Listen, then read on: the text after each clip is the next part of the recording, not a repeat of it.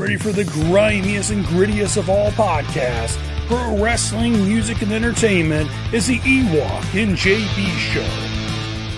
Yo, what it is, what's crack-a-lackin'? It's your boy, the Ewokk. Fresh off an amazing night at Frontline Pro in Wisconsin, you know what I'm saying? Mad vibes, you know what I'm saying? We got an awesome guest tonight. We get about to get brutal. We got Bob Evans on the podcast tonight. What's cracking, Mr. Bob Evans? Guys, how are you? How you doing? It's happy holidays to everybody who celebrates. How's everybody doing today? How is everything in the great Midwest? Everything's all right. It's still kind of cold. Well, I'm in the Northeast, so I know all about it. I'm actually driving from Massachusetts to Rhode Island right now. So I can tell you that, we haven't exactly hit spring yet. So it's 57 today and we were jumping up and down. So I'm in shorts all the time anyway. So I make everybody cold when I walk around. But yes, sir, man. Well, you coming from some wrestling stuff or? No. We actually haven't really opened up that much over here yet. Couple close tapings with people submitting COVID tests, stuff like that, but nothing really open yet. I think Beyond Wrestling just ran a show, and that was probably the first show, and that was with the whole social distancing and pods and all that stuff. That's probably the first like real show we've had in Massachusetts in a while. So things are starting, we're kind of getting out of bed, yawning and stretching, starting to move around a little bit. But my stuff is all the wrestling stuff I'm doing coming up is going to be closer to you guys than it is to me. So, but no, I'm actually working my courier business right now. So I deliver some medicine up to Mass, and now I'm going to Rhode Island to go finish up for the night. So, oh wow, the hustle never ends. Oh, so, hey, that's the truth.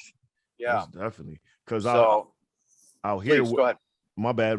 Out here, Midwest is wide open, man. Like what last night was Wisconsin. Yep.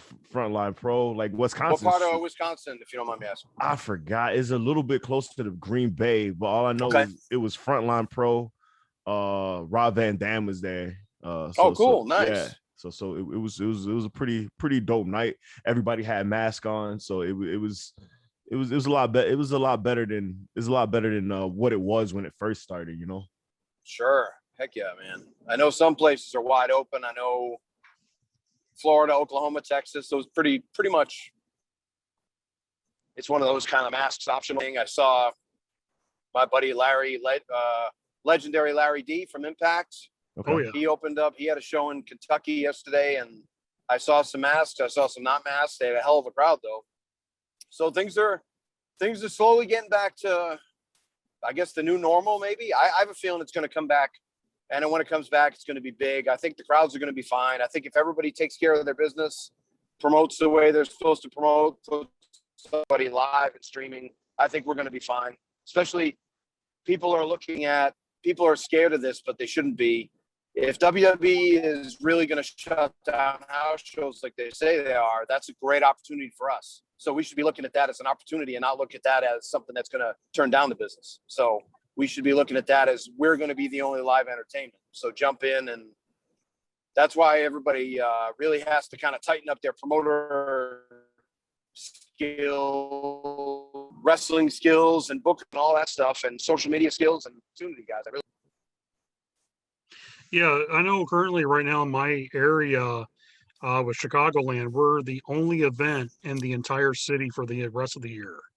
Yep. Currently going. So we are the entertainment of the town. Right. So for a lot of people, you're right.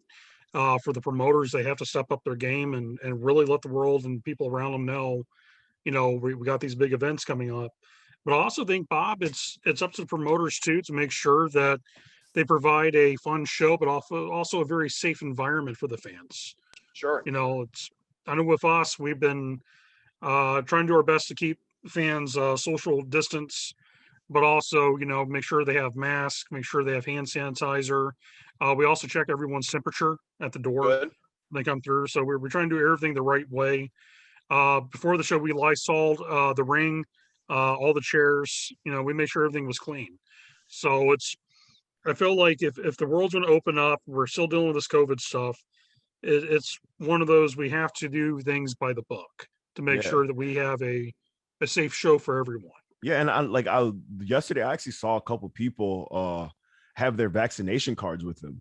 Like there Yeah. was the few people's like, yo, I got my vaccination card. So like if you had your face mask off, like security was gonna give you I shit. got mine right here. Yeah. Yeah, you know what I'm saying? So like I was part of the security staff last night, you know. Yep. And like there was like, yo, so if you see people like not wearing a mask, like just tell them like, yo, put on the mask when you're walking around or whatever. And like these group of ladies was like, yo, we all got our cards. I was like, yo, have fun tonight. You know what I'm That's saying? it. It's like, That's it. it's like if the fact that like we didn't even ask or put that on the flyer and and people still bought their cards and they're showing them out, you know, showing them off. So that's a good thing that, you know, crowds are starting to do that, especially in the Midwest, you know. So that Well, and again, I agree. And this is not a political issue for the last time. I mean, people with brains in their head and cooler people with actual common sense have said this for a year, that it's not a political issue, because it's not a Republican or a Democrat issue. However you feel about this situation, it should still be one of these things where you're doing things for the greater good because you choose to, even if you're a little more liberal, then you're doing it because that's the way you feel. And if you're a little more conservative, you should be doing it for the greater good just because that should be your choice, in my opinion. So, yeah, amen. Yeah. And again, like, we may have some political beliefs between us. I don't know. Maybe we all line up. Almost nobody lines up perfectly. So it shouldn't matter. Like, common sense should prevail here. If they ask everybody to wear a mask because it most likely will help, then just wear the mask. Look, we all should be used to it by now. I mean, if you're not used to wearing the mask, you haven't gone anywhere. Now, I do know some people that really haven't gone many places, but last time I checked, there were 366 days last year because of leap year. I worked 358 of those days, and I worked full days. I went out and I worked every single day because I was able to. So I didn't really have the social piece that a lot of people were missing. I was actually able to go out, deliver to the nursing home, see everybody. I had to wear a mask from the beginning. So right now it's like putting on gloves. It means nothing to me. I can wear it during working out. I can wear it. It's not a big thing. Was I annoyed by it in the beginning? Yeah. Do I sometimes still get annoyed by it? Yeah. Just wear the freaking mask. If we do this for a couple more months while everybody's getting vaccinated, the whole thing. And I have brilliant friends of mine that are fighting this vaccine left and right and upside down. You want to fight it? That's fine. Do what you want. I'm going to get it so I can travel, so I can do what I need to do. And I need to get out there, and I need to look. Wrestling is a part of me. I love wrestling. I love teaching. I love making people better. And I love being in the ring. And I still, at 49, I'm almost 49 years old. I'll be 49 in September. And guys, I still feel like a kid when I get out there. I'll be, 29 years in the business, and I'm still excited to go on road trips. I'm still excited to be in the ring. I'm still excited to teach people. So any chance I get to do that. Now, I'm not desperate. I don't need the money. I make a good living, but I love wrestling being part of my living, and I love it being a nice big piece of my side hustle and extra income and a better way for me to support myself and my family. But I'm not running back to wrestling because of a financial need. I'm running back because of a spiritual need. And again, this is a business that gave me my identity. It gave me confidence around people. It gave me the ability to talk to you this well on a podcast. It gave me the ability to deliver my message. It made me a better person. It gave me a lot more than I ever took from it. So that's why I want to go out and serve the business and go see people. And the only way you do that is by getting out there. And we can sit at home and we can somehow miraculously wait for everything to happen naturally, which it's not, or we can celebrate the fact that this is the fastest vaccine that was ever put out in history of this kind of thing. And we did it, and we should be thrilled about it. It's a miracle of modern medicine that we got this done. And instead of celebrating it, everybody's arguing. It frustrates me. And I know this isn't exactly something we want to tackle, but I'm not even really telling you where I really land on it, because it doesn't matter. The idea is it's something a responsible citizen should do. in my opinion. I'm not going to make anybody do it. I'm just saying, if you want to be out there and you want to do this and you want things to get back to normal, you have to go out and you have to kind of do the things to make them normal. You can't just, we talked briefly, John, before the show, about taking action and stepping up and doing things that point you in a positive direction, and not waiting for opportunity to come and hit you over the head and drag you away, because that's not going to happen. Look, I'm one of the most famous people I know in wrestling. I'm pretty famous. I'm pretty well known. And guess what? 75% of the time I have to make the calls, reach out to people, and do the business first. Yeah. You announced that you had the thing, John. I was probably one of the first people that contacted you. Now, I wasn't begging for work. I just said, hey, man, congratulations. I'm here when you need me. That's all I said. I don't need, and, hey, man, hey, brother, can I get on the first show? No, when the time is right, and we've already talked about future plans, when the time is right, we'll do it. That's really all you have to do. And then you follow up. But I took an action right away because I was afraid I'd forget, actually. So, and that's how you do it. How do you tell people to take action in certain things, and then they don't take action in other ways? It frustrates me. It's one of the things that I'm always up against, because people go, man, I'd really love to start traveling with you. And I go, why don't you just travel with me then?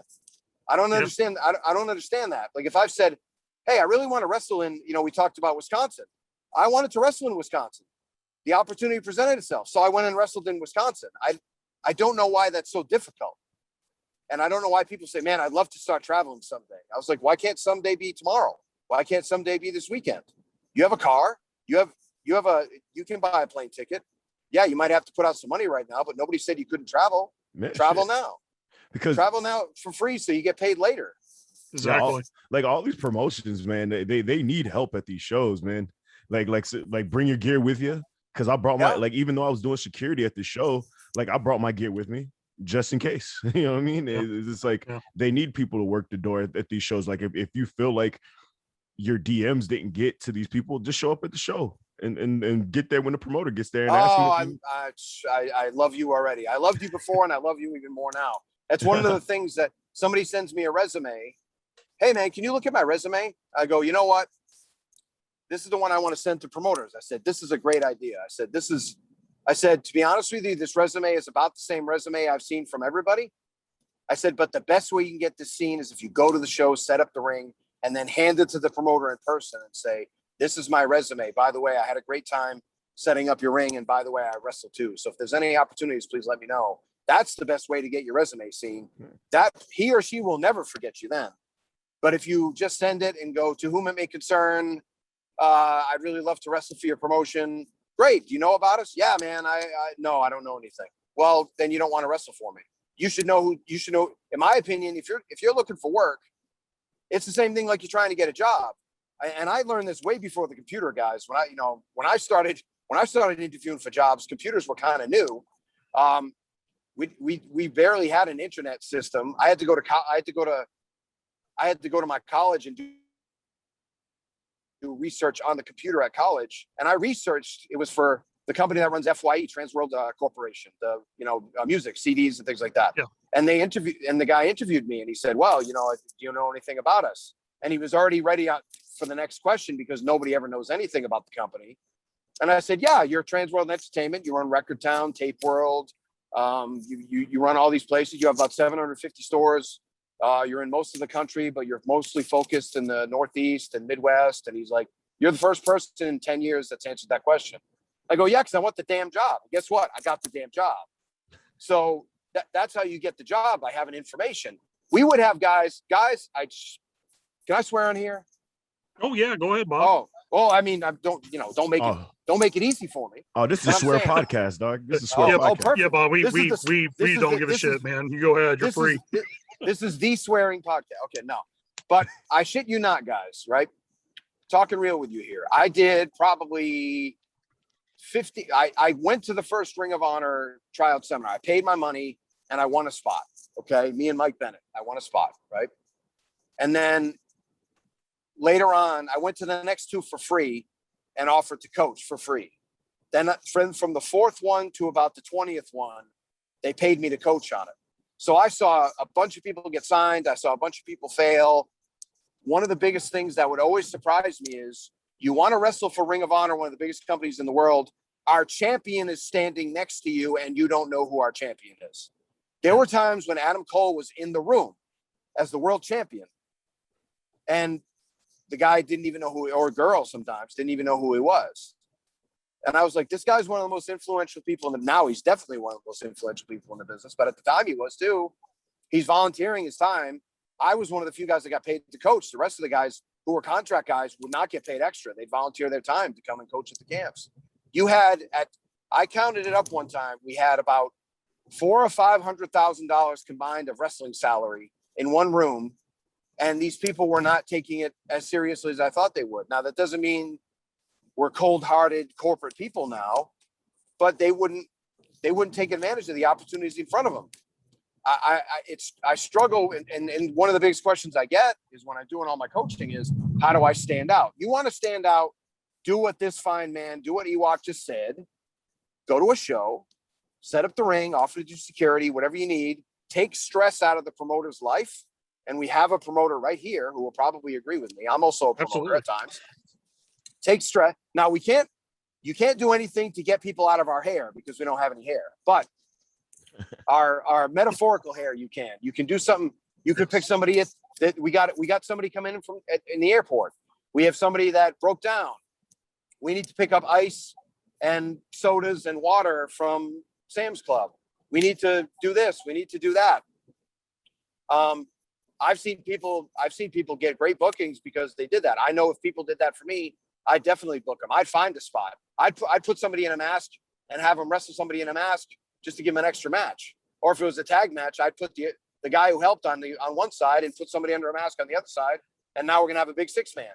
That's just you give opportunities to the people who are hustling, and people notice. People notice. They do. Bob, I did that on our first show. We had a guy named Chip Walker that came to our show. Yep. Didn't ask to be there. He showed up, set up the ring the day before, came in the day of the show, helped escort people to their chairs, made sure everyone was happy, while I was doing the same thing, because I like to walk the fans to their seats and Sure. greet them. It's great. But he was helping me right along doing it without me asking. He picked up what I was doing and was doing it himself. And after the show was over with, he broke down the ring. He helped put it in the trailer, thanked me for letting him be a part of the show. And before he left, I told him, I was like, hey, we got the show coming up in April. It's now June now because of COVID. But I told him, I was like, you're booked. I was like, your hustle, the way you showed up, the way you showed out, you went out of your way to help out, you dressed the part. I was like, yeah, man, you got the spot, and he's things like that, little things stand out to the promoters. And I agree. It's the little things that's all the wrestlers listen to this podcast. Listen to Bob, listen to Ewokk and myself when we say this. It's the little things that will make you stand out to a promoter more than having a flashy resume or a high spot reel doing 30 fucking flips. Oh, God bless you. If I see another cutter in a dirty ring with no people watching it, or from a hard cam 62 miles away, or an empty high school gym with one fat guy with his arms folded in the front row. Why is this guy at every show? There's always a 300-pound guy with his arms folded at every independent wrestling show. Yeah. No, I don't mean you handsome son of a bitch. I mean someone else. But what I'm saying is, they're thanking the people who edited this video for him. I'd say I'd fire the people that edited the video for him. My two favorite highlight reels I've seen in the past couple months, guys, is the one that Sean Donovan put out, where he talked about, he's walking down the street and he's talking about all the disrespectful young guys in the business and how he's a grizzled veteran. And it's fantastic. It's a one shot. It's all, he's the camera's just walking with him and he's just bitching for three minutes. It's great. It's wrestling. It's a promo.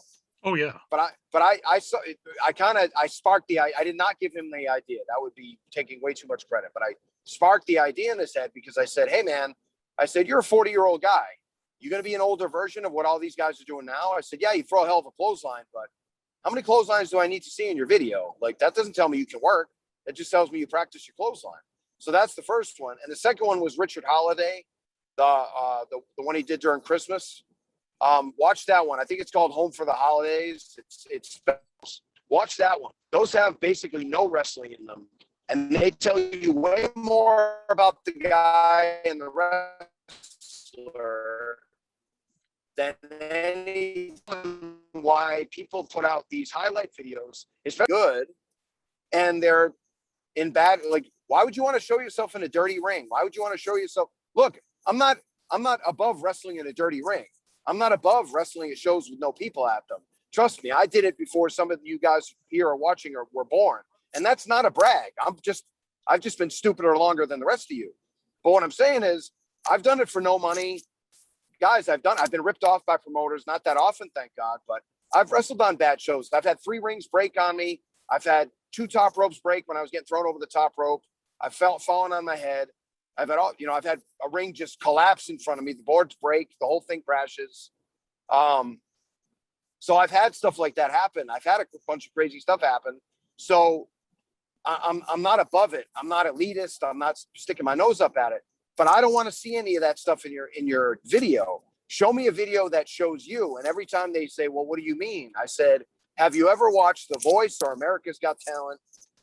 Watch the videos that they do before those people go on. You know nothing about those people. And then after 2.5 minutes, you're their best friend and you're pulling for them to win the whole thing. How do they get you to do that? How do they get you to do that in 150 seconds? I don't know, but they do. And then almost nobody does it. And then they show me clotheslines and cutters and stuff that I can do. Look, if I can do it, it ain't that tough. So don't show me stuff that I can do. If you want to show me something super incredible and you're that one guy, that's fine. Ricochet, when he was in the Independents, can show me the incredible stuff because he's Ricochet. Yeah. But eventually Ricochet has to grow up and be in the WWE where 10 other guys can do it too. Same thing with Will Ospreay. Will Ospreay is a very different wrestler than he used to be. He's not doing as many choreographed spots and things like that because he's wrestling main event heavyweights now. And now he's the best wrestler in the world, in my opinion, because he grew up. And by the way, he got hurt like 4 times in 2 years.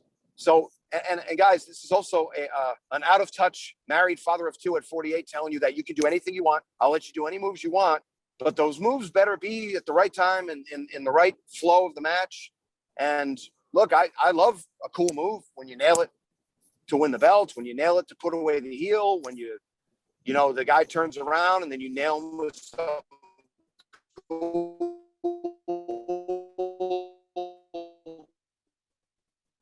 right at the right time for a near fall. I love that. I do. I love it as much as anybody. But it's not show me your inventory. When you're out there, I want you to show me your best products. If you show me your inventory, when I go into Walmart doesn't give me the 10,000 things they have in the store.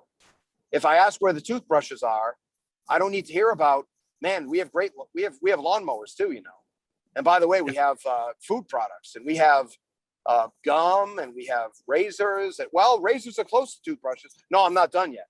We have toys and we have this other. They don't do that. They just point you to the toothbrushes because that's what you want. You guys have to realize that you have to show your best products, but don't necessarily show me your whole inventory. I don't care how much you know. It's not a contest of how many moves you can do. And that's not me, again, not me being old and crotchety. It's what the millionaires have told me and the hiring people who hire the millionaires. Remember, I'm not bragging, but you don't know who I talk to. I talk to some pretty cool people in wrestling and they get as annoyed as we do. So, and they get, and the guys at NXT and the guys at AEW get yelled at just like the young guys here get yelled at. It's just that they're paying them a lot more money, so they listen a little bit more. But again, they'll let people do moves, but you got to do them when they care. And eventually you're going to get to a point where you're going to learn anyway. I'm just trying to get people there a little faster. So, and sometimes it works and sometimes it doesn't, but we try. I'm never going to stop trying. Bob, in your opinion, over the 29 years you've been doing professional wrestling, your resurgence when you got with Ring of Honor and all the things you've been doing to help out the wrestling world, in your opinion, what is missing with independent wrestling today with the young talent out there. What would you, as a coach, as a mentor, as a man who's promoted, you wore many hats like I have, and Ewokk will too very soon in his life. But what do you think is missing with the young talent today that they should capitalize on with what they have around them? They should capitalize on the one advantage they have that the TV wrestlers do not have right now. The one advantage they have is the live experience. You can provide fans with a live experience. And how you do that is you provide a connection. Now, before everybody gets too worked up, I'm not talking big here. I'm not giving you a college paper on how to connect with an audience. It's going out and sincerely being nice to people, shaking their hands. If you're a heel, give them a good experience that way too. Don't go over the top. People aren't interested in being screamed at and sworn at in an aggressive way anymore. You got to kind of be a little light about it. You got to be PG or PG-13 instead of R. We're not trying to incite riots. We're not trying to start fights. Those days are over. The money, in my opinion, the money is with the mainstream audience, is with family shows. There's nothing wrong with being a niche. There's nothing wrong with it, but to do that, it's going to be a little harder go. I'm not saying it can't be done. I'm just saying it'd be a little harder. With mainstream, you have your biggest possible audience. And I'm not talking about mainstream wrestling fans. If we draw all the mainstream wrestling fans, we're going to draw 42 fans. We have to draw mainstream. Now, we want those 42 fans, but they're going to find us anyway. We could take one flyer, bury it 3 feet under in our backyard, and 42 fans would still show up to our show and say, oh, I heard there's wrestling in town. They just would. That's just life. But we need 300 fans behind them. The 300 fans behind them are the mainstream fans. So what guys have to do and girls have to do is provide those people when they show up with an incredible live experience. So they tell their friends, pass the word along. It's all it is customer service, guys. You said yourself, you were very impressed with the young man that helped you, which I love. I love when people get shown to their seat. Keep doing that. That's great. Absolutely. And you had a young man help you with that, and you were very impressed with that. Well, I guarantee that the fans were very impressed with it too, because they don't see it at other shows. Now, if you have 7 matches where each wrestler in their own way, not exactly the same way. I don't want 7 yay boos spots in all night. I don't want that. But I'll take 1 or 2. God, the yay boo spot has been vilified so much that nobody does it anymore. I saw it on the show. I was watching the WrestlePro guys in Alaska because I work nights, and they were starting the shows at 11:30 at night, my time in the Eastern time. And the shows were great. Now, granted, those guys are very well trained and come from really good schools, but they're doing a perfect independent house show, in my opinion. Yeah. And that's crowd engagement. Look, you're there to sell merchandise. You might think you're in marketing, but you're not in marketing. You're in sales. You're not there to create awareness. You're there to sell something. You start with awareness, and then you sell something. That's why you always hear it. If you've ever seen my stuff, get them in the tent and sell them something. I didn't just say get them in the tent. Get them in the tent and sell them something.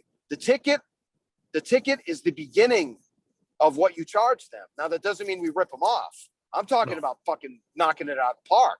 I'm talking about killing it. And look, if you have a production values, that's great. If you don't have production values, that's great, because you can win either way. Just kick ass. Have a great show. That doesn't mean you have to have the best wrestlers in the world. I'm not asking you to bring in a secret show with all the best guys from WWE, New Japan, Impact, AEW, Ring of Honor, and MLW, and Mexico. I'm not telling you to do that. I'm telling you, put on a good show that engages your fans, gives them a great live experience, so they talk about you on Monday. They talk about you maybe even on Tuesday. You get people to talk about you for 2 days, that's a great thing. And then they buy a picture, they buy a shirt, they buy food. You should be, the $10, $15 ticket is one thing. If you're not doubling that up with merchandise, if you're not doubling that up with food, you're not, why would you ever want a fan to leave without spending $50, $60? And again, I'm not saying rip them off, but promoters, again, I think we talked about this earlier. Promoters aren't even thinking like that. They need to be thinking big. Well, I only have 40 people that show up. I go, that's $2,400, bro. If you do $60 a person. Well, I can't charge $60. I never told you to charge $60. Charge a penny and just make $59.99 when they get in the door. I don't care what you charge. Give the show away. Pay people $1 to come in. Do whatever you have to do. I don't care if you have a free show tonight. Come on in. And then you just give them a bunch of great stuff to buy when they get in there. The mall doesn't charge for you to walk in. Walmart doesn't charge for you to get in. Walmart let you in for free. But Walmart doesn't let you out for free. I mean, they will. They're not holding you hostage, but, you know.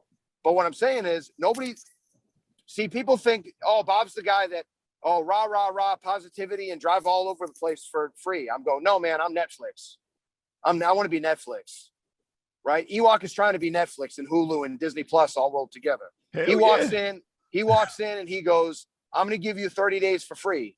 I'm going to do security for you for free, but you got to sign up for me the next time. That's what you do. I don't know why people aren't thinking like Netflix. They're like, well, hold out. Make sure that a promoter can give you $100. I was like, who's going to give you $100? Bro, I've run over 100 shows. Who's going to give you $100? I didn't make $100 on my shows when I was promoting them. So who's going to make $100?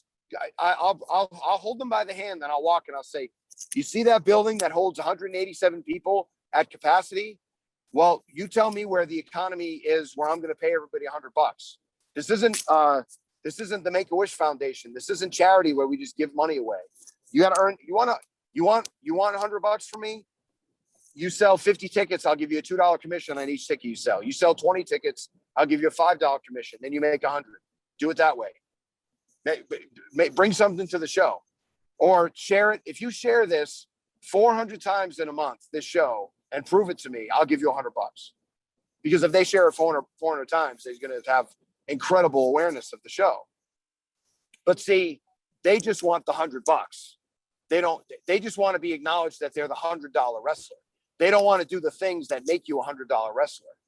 Entrepreneurs get paid last, guys. We keep trying to explain this to people. The people who run their businesses get paid last. They don't get paid first. If you want to be an hourly employee, you probably shouldn't be in wrestling. If you want to be an hourly employee, because it's never going to work. You're an entrepreneur. You run your own business. You're in sales. You're in commission sales. You're in marketing. You're supposed to put deals together for yourself. And they stand there like they're punching a card in and they're working on the factory and they want $15 an hour. And that's not how it works. And then when they do the bare minimum and they get paid minimum wage, they're like, well, I should get paid more. We should unionize. I'm like, I get paid great. I don't need a union. But see, what I did was, for 5 years while you guys were crying, I gave everybody so much incredible value that I can pretty much walk up to any promoter who's a Facebook friend of mine and say, when am I coming in? Hey, John, when am I coming in? October 16th. Exactly. Oh, shit. That's how it works. But see, I had to do the 5-year thing, the 1,800-day thing first. I had to do that. And while everybody else was going, man, there's no work. Oh, you're a mark, Bob, this and that. I make more money now giving away stuff for free than they do giving away stuff for money. So it's laughable. And I'm not afraid to give anything away for free, because all I'll do is provide people with value. And then when it's time to ask for the sale, I'll get it. These people are thinking so backwards, guys. Wrestling is about 50 years behind every other business. It's very frustrating, because Ewokk, you went to go work security, and maybe nobody said it to your face, but I'm sure there were a couple of guys going, man, he's jive. Why is he going to work? Why is he going to work security? This guy's whack. He's a piece of garbage. Not a piece of garbage, but he's like, oh man, he's a mark. He's this and that. I'm sure somebody said it. And if they didn't say it, they were thinking it. And all you're saying is, man, I just want to be Netflix. That's all I want to be. I want to be Netflix. I want to be Disney Plus. Yep. Yeah. It's laughable. It's laughable to me. It's a joke. And then people still complain about the $7, right? They do Disney Plus. Then Disney Plus gives you all that for $7. They cry about the $7. They steal their roommate's passcode. I'm like, just pay the $7. Don't you want Disney to give you that? Don't you want, that's crazy. They spend $1 billion for Star Wars, guys. Yeah. Some people are just cheap bastards, man. It's short term. Look, drill this into your head, people who are listening. Short-term thinking kills careers. Short-term thinking will kill any business almost immediately. Short-term thinking. You should have, now I'm not asking you to have a 10-year plan. That's absolutely just not going to happen. But you should have a 6-month plan or a year. You should be looking at, where do I want to be in 2022? as this is going on, it's April 2022. I mean 2021. How do you want to be in a year? Well, man, I'm just going to take this as far as I can, and I'm going to hang around, you know. And man, no, I better know my worth, and I better get paid what I deserve. Okay, what do you deserve? I deserve $250. Really? How much business did you bring in? How much did you add to my show? And I'm not saying you're not worth 250. I'm just asking you to prove it to me. No one can prove it. No one can prove it. I can prove it, but they can't. And that's the thing that they're not understanding. You have to provide value. They build the car first, then they sell it to you. Sometimes they do a pre-order. I realize that. But most of the time you do a test drive. They don't charge you for the test drive. Some places even let you drive it around for 100 days. Some of these guys, they do the 100-day thing because you're going to fall in love with the car. It's going to be your car after 100 days and you're going to pay for it. It's insane. I just talked to a guy who does membership marketing. He's my mentor, and he's trying 90-day free trials. And the guy makes probably about $4 million a year doing memberships. So maybe I should start listening to him and think about that. I'm not quite ready for that, but I'll tell you, the 14-day trial I do in my site has been very popular. And I've been turning that over and having some nice results from it.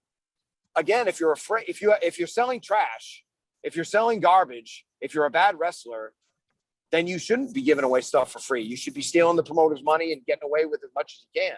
I'm joking, but what I'm saying is if you have quality products, or if you have something of quality to offer, you have something cool to offer, then why not give them a free sample? Why not? What are you afraid of? Are you afraid you're not going to come up with more stuff? Are you afraid you're not going to be good enough? I know plenty of wrestlers, guys. I know millionaire wrestlers that have done favors for me and done favors for other people. I've had a stack of cash to give to people, and I'm not saying their names because I promised I wouldn't. And they said, no, give it to the charity. I don't want any money. I did $2,200 in 45 minutes at the gimmick table. Bret Hart's told the story in public. That wasn't a Bret Hart story, but this is similar. Bret Hart never charged Holly Race a dime to come in and wrestle for him. He just said, pay for my plane ticket. He'd make autograph appearances for Harley, and he never charged him a dime. He said, that man's like another father to me. He said, when I was nothing, he treated me like something, and he always looked out for me in this business until today. I'll never charge him a penny. You think Bret Hart was afraid? Bret Hart did $1,500, $3,000 a day in merchandise. But even if he didn't do a dime, who cared? Who cares? Why would you ever worry about that? If people take care of you, you should be taking care of them when you can.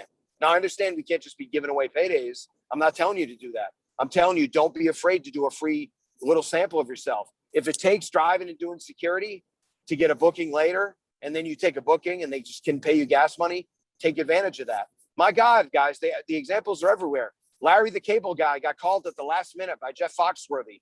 Jeff Foxworthy said, hey, man, I'm putting on a show. Somebody dropped out. I like you. I can't pay you. I can pay your expenses, but I really can't pay you anything. Can you come in? And Larry the Cable Guy said, I'll be on the next plane. That was probably about $100 million decision that he made, because when he did that show, he got the big redneck tours and all that stuff, and got to be Mater on the Disney shows and all that, and got to do a bunch of reality shows and all that.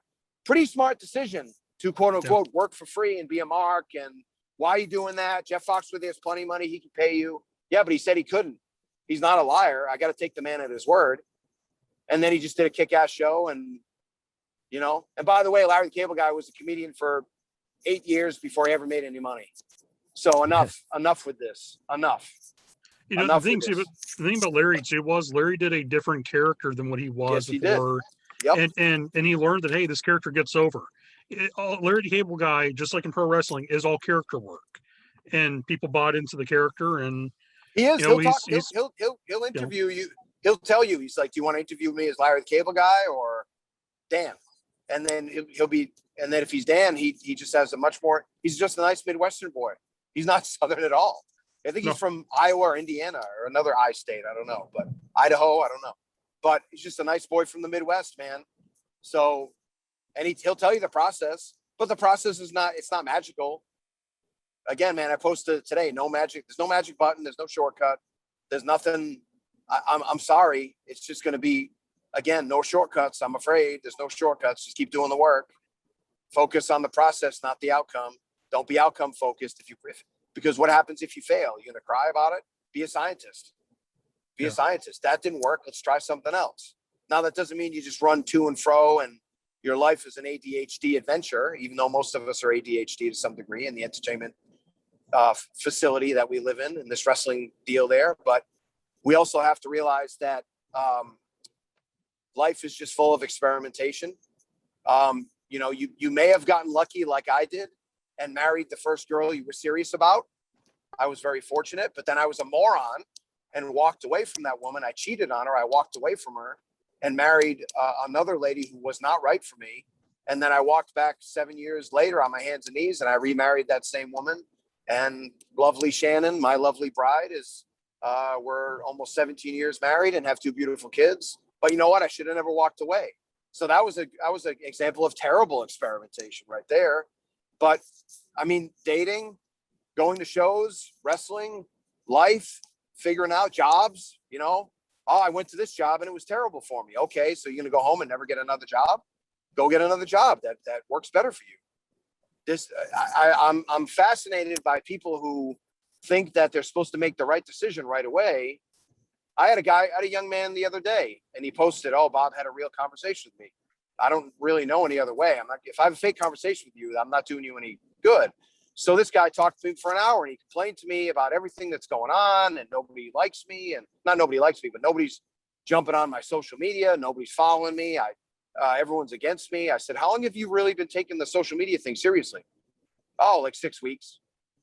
I said, That's not enough. How often do you post?" "Oh, at least once a week."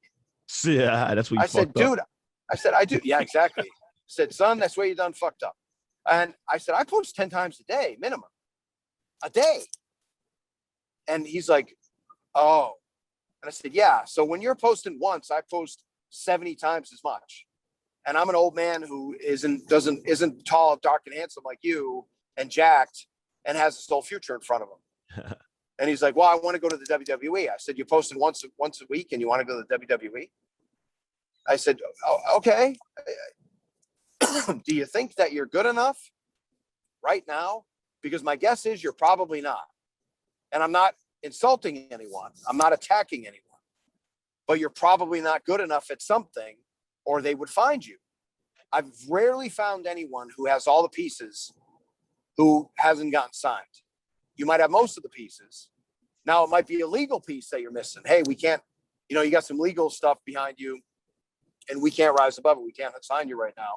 I've had a few people have to deal with that in my coaching category.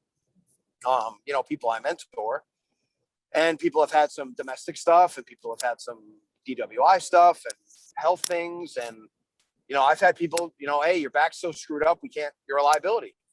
And the guy didn't even know it, or his neck was really bad or something like that. You never know why they're not going to choose you. My whole point is stop worrying about getting signed.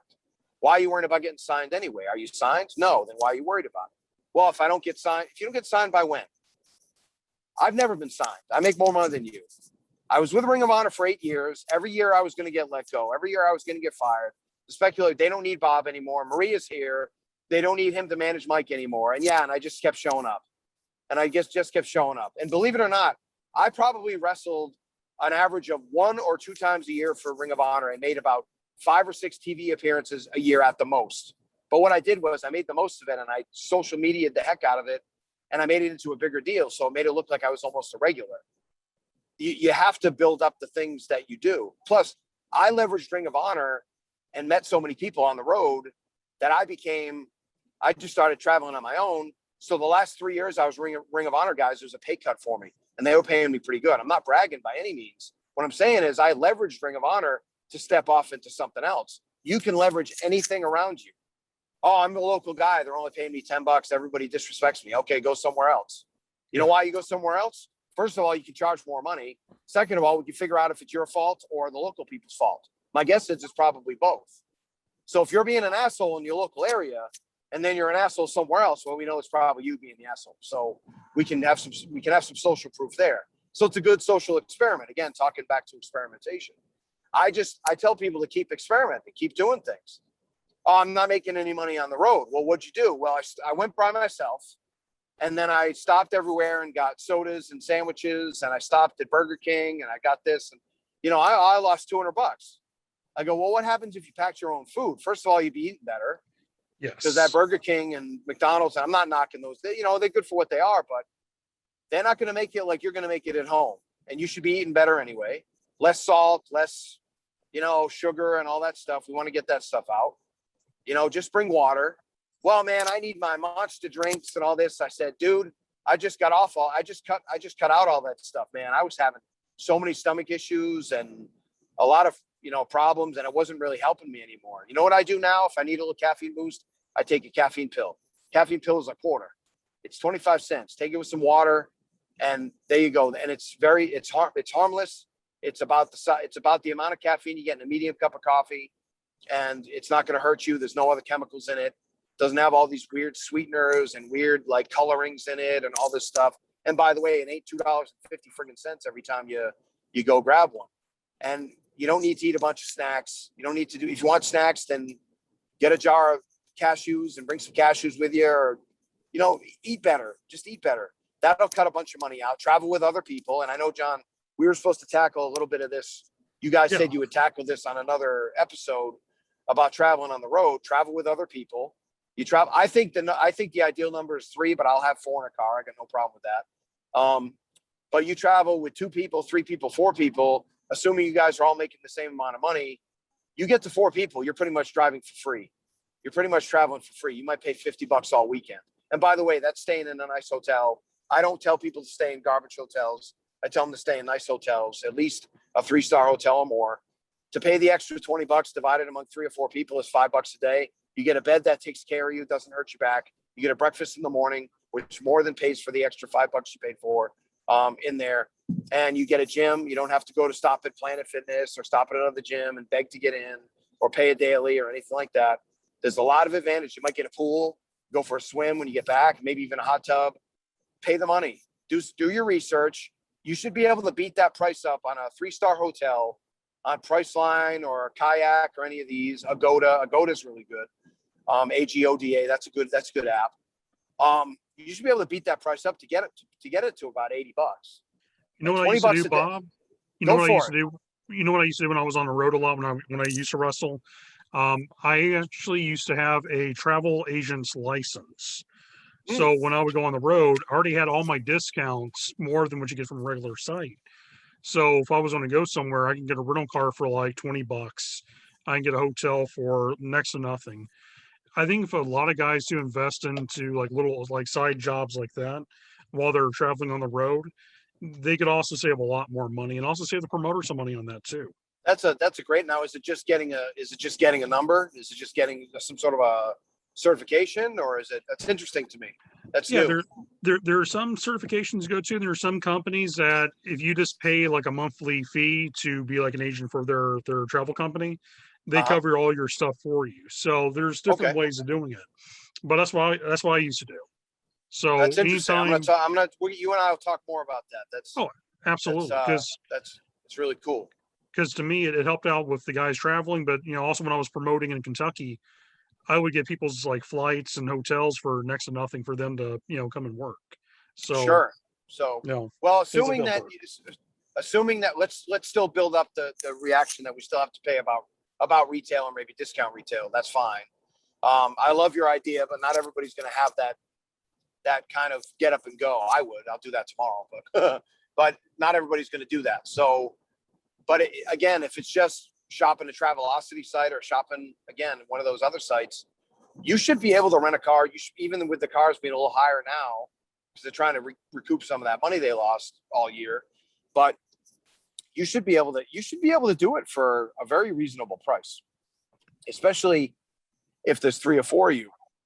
It gets into crazy money when you're traveling by yourself. But why are you traveling by yourself anyway? If you're doing long drives, first of all, it's dangerous to drive by yourself. Second of all, it's financially dangerous to drive by yourself. Now, if that's the only way you can get there and you really want to make the shot, you should do it. But in my opinion, I think you should be trying to travel and find your tribe and find your people. And even if you have to kind of put something on Facebook. Hey, I'm traveling, and if anybody wants to go with me, it's this much.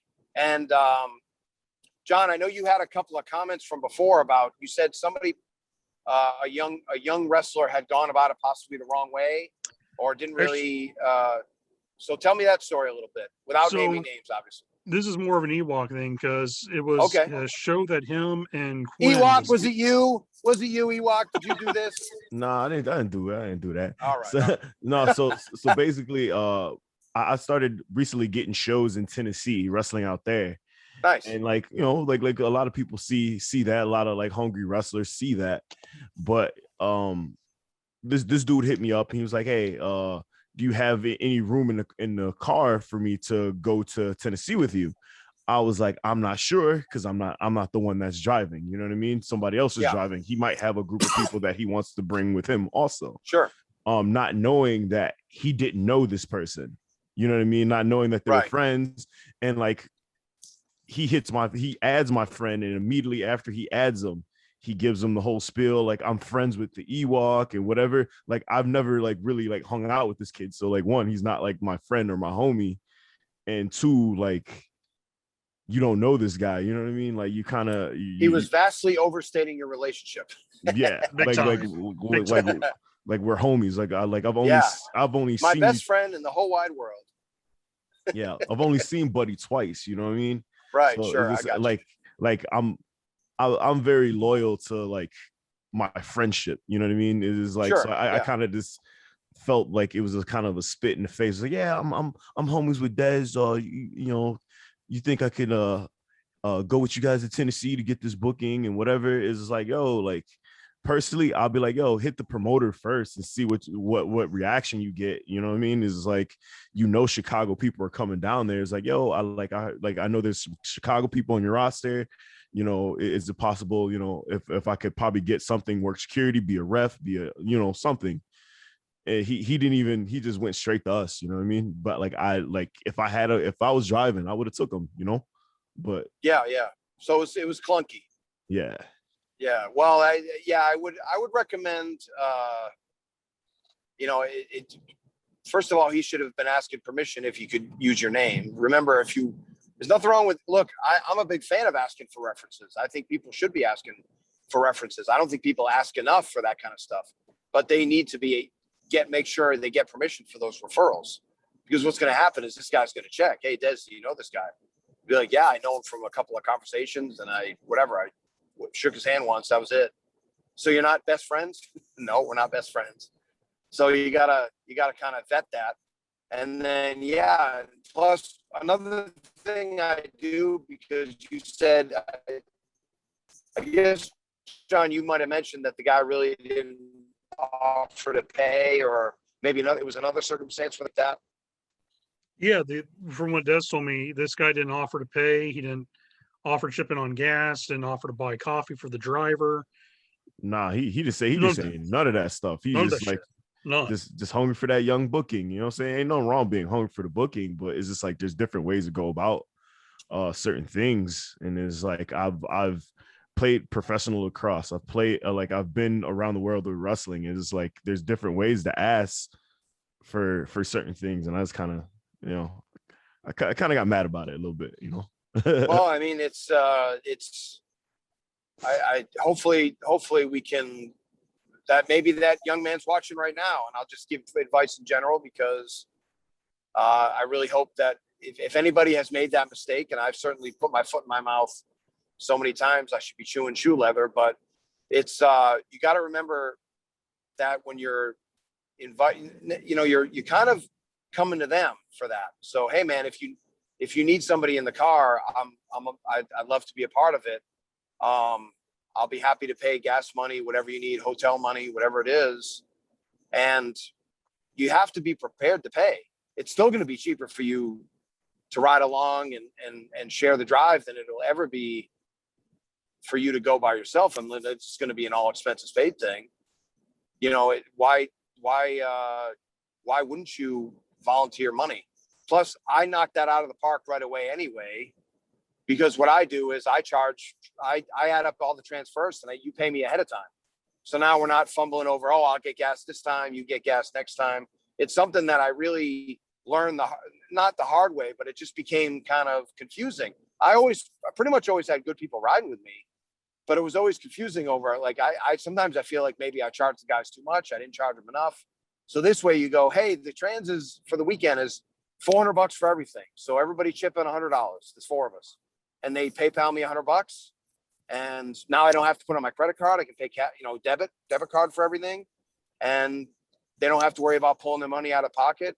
There's no awkward exchange of people passing money around and making change. And people don't have to carry that kind of cash around with them if they don't want to. And it's easy. You just do it that way. That's something that I really learned to suggest to people, and it's really worked out well. Plus, if you get kind of a freeloader that isn't really interested in going with you, that'll get rid of those guys really quick. Because you're like, yeah, man, I need it a week in advance because I got to pay for the car, I got to pay for the hotel, I got to get all that. Oh yeah, all right, I'll get back in touch with you. Oh, I can't make it. My mother died, my dad died, everybody died. I can't make it, and I got to work, and I got 100 excuses, and then those people will never bother you again, because that's how you do it, man. But still, it's cheaper to pay the 100 than it is to pay the 300 or 400 it would be to cost you to drive by yourself. So. And again, I encourage people to stay in good places, pay a couple extra bucks, but that doesn't mean you're stupid with your money and be dumb about it. Excuse me. So that's a good way to do it. That's a good way to really kind of screen people and be a gatekeeper. Is if you're in charge of the drive, just charge people ahead of time. It's don't overcharge them. We're not a bus company. We're not Uber, but if you're going to charge people full ride, then you got to drive all the way. So I don't want to do that, but whatever is fair. Just charge them. If it's somebody's car, we should probably be paying them a little extra for the wear and tear and stuff like that. But you can figure all that out. That's not a hard thing. If it's a rental, just everybody chips in equal. Again, if people want to see receipts, I'll show them receipts. I'm not looking to beat anybody. What am I going to beat them for anyway? $20? Like, is that really worth a friendship or a business relationship over? Come on. So, but yeah, that's one thing I recommend. And really the biggest thing, John, to give a very long answer to a very short question, was really like the biggest mistake people are making is not getting out there, not following up, and not specifically telling promoters what they're looking for, or specifically finding promoters. Don't just blindly hit John's business page. Who's running Chicago? Who's running it? John is. Yeah. Okay, well, then I'm probably going to try to message John. Well, he's not a friend of mine. Well, here's the little secret. John, I'm sorry to tell, I'm going to give people a secret how to get in touch with you easier. Go ahead, Uncle Bob. Go ahead. And it's going to annoy you. I'm sorry. But actually, the people that do this, you'll probably be excited about. And the people that it's going to take 5 extra seconds. So this will get rid of half the business right here. What I do if I want to get in touch with somebody who's not my friend is I add them on Facebook. And when I add them, they highlight and it says, attention, John, or, John Bullard. I left a message in your DMs. Could you please respond to me? That's it. Or you can reply to one of their replies on another post, and you can do it that way. That's a little more discreet, and you can do it that way too. And that really works. It's very successful.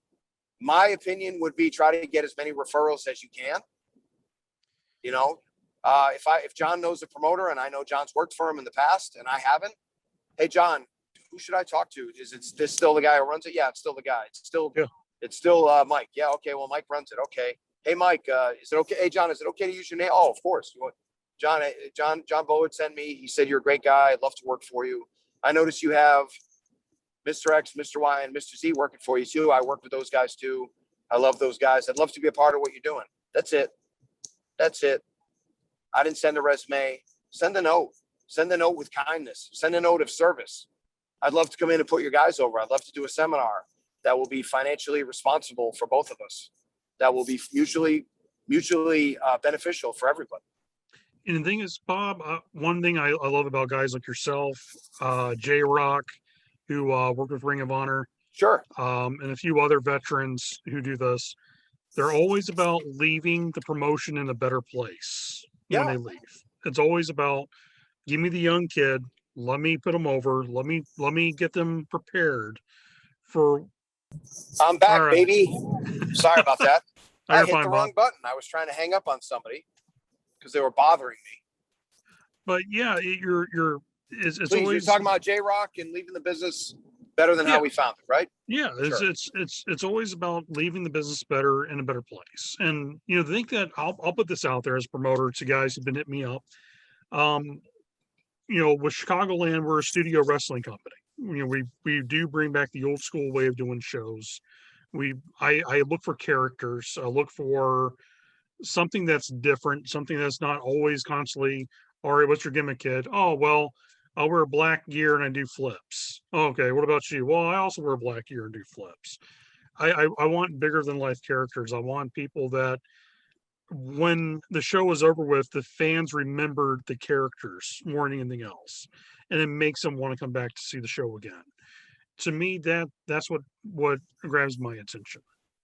You know, Yep. that's I what got I you. look for. You know, so on that note, in with the advice you give for young wrestlers and things that they should be doing when it comes to bookers, what do you think that are Yes. what do you think is missing with a good, in your opinion, what makes a good booker, but also what do you think is a downfall for a lot of independent bookers today? Well, and I'm not. This is not a promotion because I'm sure you guys will be happy to promote my stuff. But I actually have, if you go on the Wrestle Life Facebook page, I actually have a free 30-minute training on what independent bookers, the 11 things independent bookers should be doing and why. But I'll hit some of it now. And one of the things that I see from independent bookers is I think we're not taking advantage of what we have in front of us. We're not taking advantage of the live experience. We're booking for television.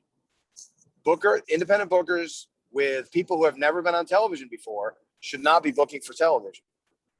Independent bookers should also be booking simply, not stupidly. Your fans aren't stupid. They just might not show up all the time. I always view it as this. John, you're a wrestling fan. Des, you're a wrestling fan. I'm not a wrestling fan. Us three fellas are going to go to the show because I used to watch it when I was a kid and watch Hulk Hogan and Roddy Piper, and I haven't seen it since 1989. Okay, well, but we're going to go because a couple of buddies of yours are on the show, and you guys are big fans, and I'm not a fan at all, but it's something to do and blah, blah, blah. So I'm going to go, and I go to the show, and I sit down, and you guys know all about the product, and I don't know anything. Now, if I see two guys in the ring and you can't explain to me what the story is between those guys in 2 sentences, you've lost me. And guess what? I'm the one that's going to buy the shirts. I'm the one that's going to buy, because you guys have been to every show. You're friends with all the wrestlers now at this point. You ain't going to buy another shirt from them. You have 5 shirts from everybody.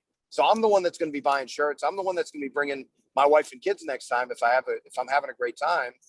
And you guys aren't booking to me.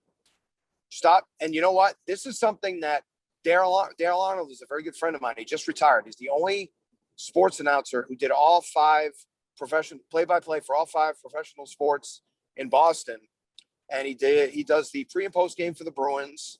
He did Patriots, Red Sox, Revolution soccer team, and he did the Bruins as well. So he did everything, and the Celtics as well. So, and Dale actually went to a couple of Ring of Honor shows, and he was a WWE fan, still is, but he wasn't that big of a Ring of Honor show. And he said, I said, well, what can we do to improve?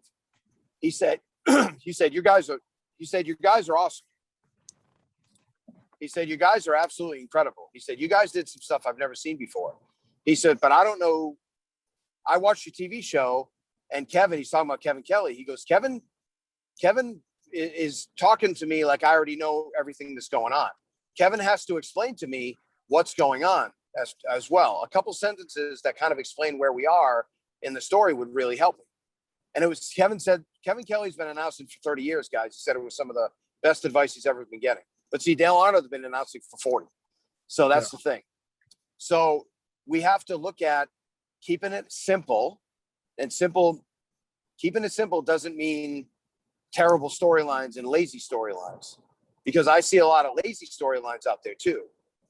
I don't think people should be taking over the company. What are you taking over? Most independent shows I know lose money. If somebody walked into me and I was to lose an independent promoter and said, I'm going to take over the promotion, I said, great, bye. Here are the keys. Lock up when you're done. I'll send you the paperwork in the mail. Yeah. The 20 grand I've spent on this and never gotten back, it's all yours. Goodbye. Yeah, take it. Have that Right. headache. Yeah. Or the people that, I'm the evil promoter. I'm the evil commissioner.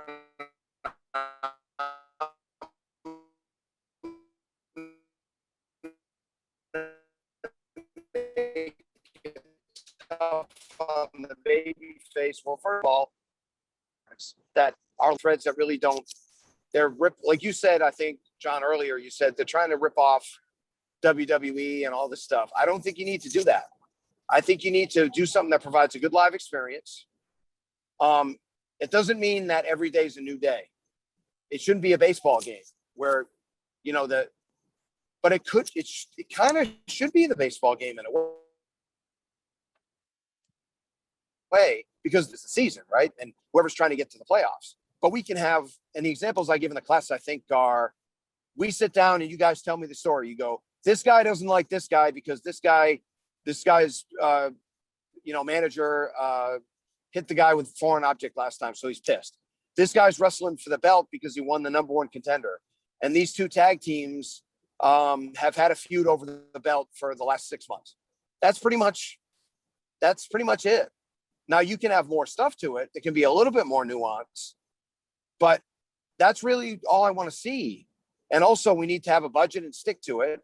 We need to have baby faces and heels. On an independent show, you need to have baby faces and heels. Gotcha. If I see 72 tweeners, 72, that's an internet sheet term, guys. That's not a business term. There were no tweeners. Austin was a heel and then he was a baby face. He was never a tweener.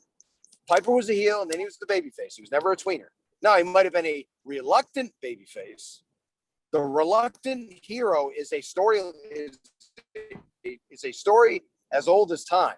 A man who's great. It's a man whose greatness has been thrust upon him, whose opportunity to be a hero has been thrust upon him. Remember Bruce Willis? Bruce Willis in Die Hard was not really that great of a guy. No. But then heroism was thrust upon him and he did the right thing. Well, that's kind of what Austin did. But Austin was really more about personal pride and being his own man, right? But the people got behind him. Well, once they start cheering for him, now he just wrestles the heels. That's how it used to be. But you don't have Steve Austin still be a heel. You have him do babyface things. Now, he may do it in his voice and his way, but he still does babyface things. Instead of The Rock, in the beginning, The Rock calls himself the people's champion. Everybody boos. And he says it doesn't matter who you are to Austin or one of the baby faces, and everybody gets mad because he cuts them off. But then later on, when he says it to Jericho, who's the heel, everybody cheers. And then when he says he's the people's champion, he's truly the people's champion because he's our guy now. Like Jim Cornette used to say, I turned babyface because after a while I was an asshole, but then they brought in Paul Lee. Paul Lee was a bigger asshole, and the fans knew that I was an asshole, but now I was their asshole. And that's it. It's like when you have, when LeBron plays for somebody else's team, he's a piece of garbage. He's a piece of shit. He wants to be Michael Jordan. He's this and that. And then it's like, hey, man, we might get a chance. We might have a chance to get LeBron. Oh, man, I hope we get him. Oh, that'd be great. We'll win some championships. He's the greatest player of all time. This guy's a legend. That's all it is. Yep. And we need baby faces and heels. Now, it doesn't mean we have to have, again, 7 matches with yay boo spots. I don't want to see, if I see another roll up with the trunks being pulled, I'm going to have to pull out my eyebrow hairs and my nose hairs because I don't have any head hairs. We can be a little bit more creative. Doesn't mean we have to do an Eddie Graham, Bill Watts, Jeff Jarrett finish where we have 72 ref bumps. I don't want to see that either. I don't want to see referees get distracted I call it the indie distraction, where somebody hits their finish and then a manager comes up and does jumping jacks on the apron and the referee just turns and says, please stop doing whatever you're doing. And please make sure you distract me while something goes on behind me. Like I would never, if I was wrestling, I would never allow that. When I was a wrestler, if they called that finish, I said, the manager can pop up and I will loudly yell to the crowd, oh, hell no, and punch that guy in the face because I know he's trying to interfere. And then I may turn around and something might happen. I might get beaten clean at that point, but it still took 2 people to beat me. And they still did something kind of untoward and kind of cheating, but it wasn't waka waka. I'm doing a jumping jack and the referee stands there and scratches his ass and counts to 10 and then turns around and somehow I'm pinned and the referee never has a clue, never cares. And it looks like the referee's in on it. And it's such a bullshit finish.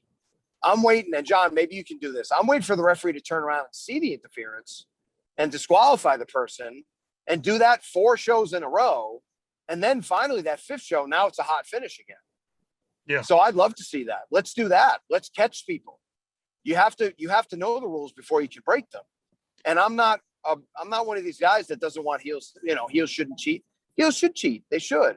Or heels should take advantage of opportunities. I don't see matches with a basic structure anymore.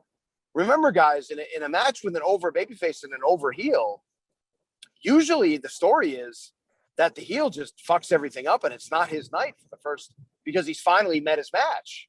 And for the first 3 or 4 minutes, the babyface is just taking over on him and just whipping his ass, out wrestling him, out smarting him, out promoing him, whatever it is, out clevering him, out wrestling, out punching him, out fighting him, whatever it is. And then finally the babyface done fucks up, or the heel finds a way to cheat, grab a gimmick, hit the guy in the ribs. You don't want to hit him in the face because you might kill him and knock him out, and it's a crime. When somebody told me that, I said, why didn't you ever hit him in the face? Well, first of all, if I hit him in the face, then I just knock him out and that's the end of the match. There's no heat. So that was the actual wrestling behind the scenes answer. But then when I remember somebody asked him that and he kayfabed and he said, because if I hit him in the face and I kill him, that's attempted murder. And I don't want to get it, so I thought that was a brilliant way to say it. So that's why you hit him in the face, you hit him in the chest, whatever. So hit him in the throat, whatever it is. That's why Lawler never hit people in the head until the end. But anyway, but then the heel cheats, puts heat on the babyface, because why? You don't put heat on the babyface because it's what heels do. There's a logic to it. Because when the babyface has been 50-50 squared up with you, he kicks your ass every time. So you're trying to keep him down. You're trying to take care of every opportunity, because when that babyface gets up, you're screwed. You're going to get your ass kicked. And what happens when the babyface makes it to his feet? The heel should get his ass kicked. And we call that a comeback. Most times I've heard. That's why I'm a big proponent of matches with no big issues. And I don't get flack for this, but I do get, it's a difference of philosophy. Everybody's, for a long time, everybody said, oh, they don't go for enough pins. I was like, go do a match with no pins. Do a match where the pin is the finish. The hottest near fall a heel should get in a match with no issue, an 8-minute, just a regular good wrestling match on an independent show, on a house show. The hottest, the nearest fall they should get, most likely, should probably be in the heat, because that's when the babyface is really down. I like comebacks that are straight on, boom, boom, boom, punch, punch, punch, run your comeback, shoot them off, backdrop, hit them with something, go for the finish and hit them with it, beat them. I love that. My God, if somebody could do that, let's do it. So now I don't need to see 7 finishes like that. We can always play with the formula. But if there's a finish where they're going to do something in the comeback, then just do a straight comeback. Ask everybody what their finish is. What's your finish tonight? What are you guys doing? Well, we're going to do this, that, and this. Okay, well, we're not going to do that. Or you say, hey, we're going to do it. Are you guys doing it in the main event? Are you guys doing DDT? Yeah, but he's going to kick out of it. I'm going to catch him with it. It's one of my big moves, but I'm going to have trouble covering him. So I'm going to catch him with it. He's going to kick out. Okay. Well, I do a DDT too. So instead of yelling and screaming about who found it first or who invented it, or you're stealing my move, why don't I let the way I win with the DDT in the third match be a false finish for you in the main event? So when I because the lesser guys get put away with the DDT, but the number one contender who has everything to fight for and everything to lose, when he gets hit with the DDT, plus the guy couldn't cover him right away, he says, no, man, bullshit, I got to kick out of this. And he kicks out of it. And now you've actually protected the show. You've protected both finishes. And you've actually made everybody better that way. That's what independent bookers aren't doing. I know that's other level shit, and I know people aren't thinking that way. But wrestlers, if you really want to get booked and you want to get hard and you want to be in a main event league and you want to be really looked after and sought after, start wrapping your head around this. Worry about what the show needs, not worry about what you need. They walk in and they go, and there's kind of a running joke I have. And I say, well, what are we doing tonight? Well, the ref's going to come in. You're going to be announced, and the ref's going to come in and hit you with the stunner and beat you. I go, good. Where is she? And they always laugh because everybody thinks the ref's going to be a guy, right?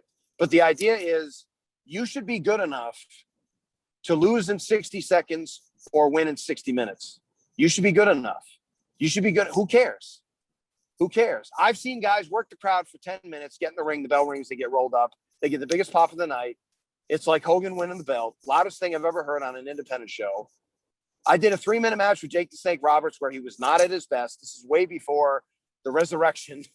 And probably right when he was wrestling J-Rock, unfortunately. And Jake pretty much laid down and did the best he could for 4 minutes. And it was the hottest match I've ever had. I was the most over heel in the company. And I got to wrestle a legend. And I got to call, brother, let's go home. Short arm clothesline, DDT. And it was the most fun I've had. And Jake probably doesn't even remember it for various reasons. But Jake at 20% was still 10 times more over. I learned a lot of lessons that day, what not to do and what to do from the same man. And I'm forever grateful for that experience. But man, talk about knowing how to work. And it was not by far not the best match I've ever had. But it was like the coolest match, one of the coolest matches I've ever had. So you have to learn how to, as an independent booker, you're not always going to be a wrestler. I understand that. And I have respect for people as long as they're trying to do their best.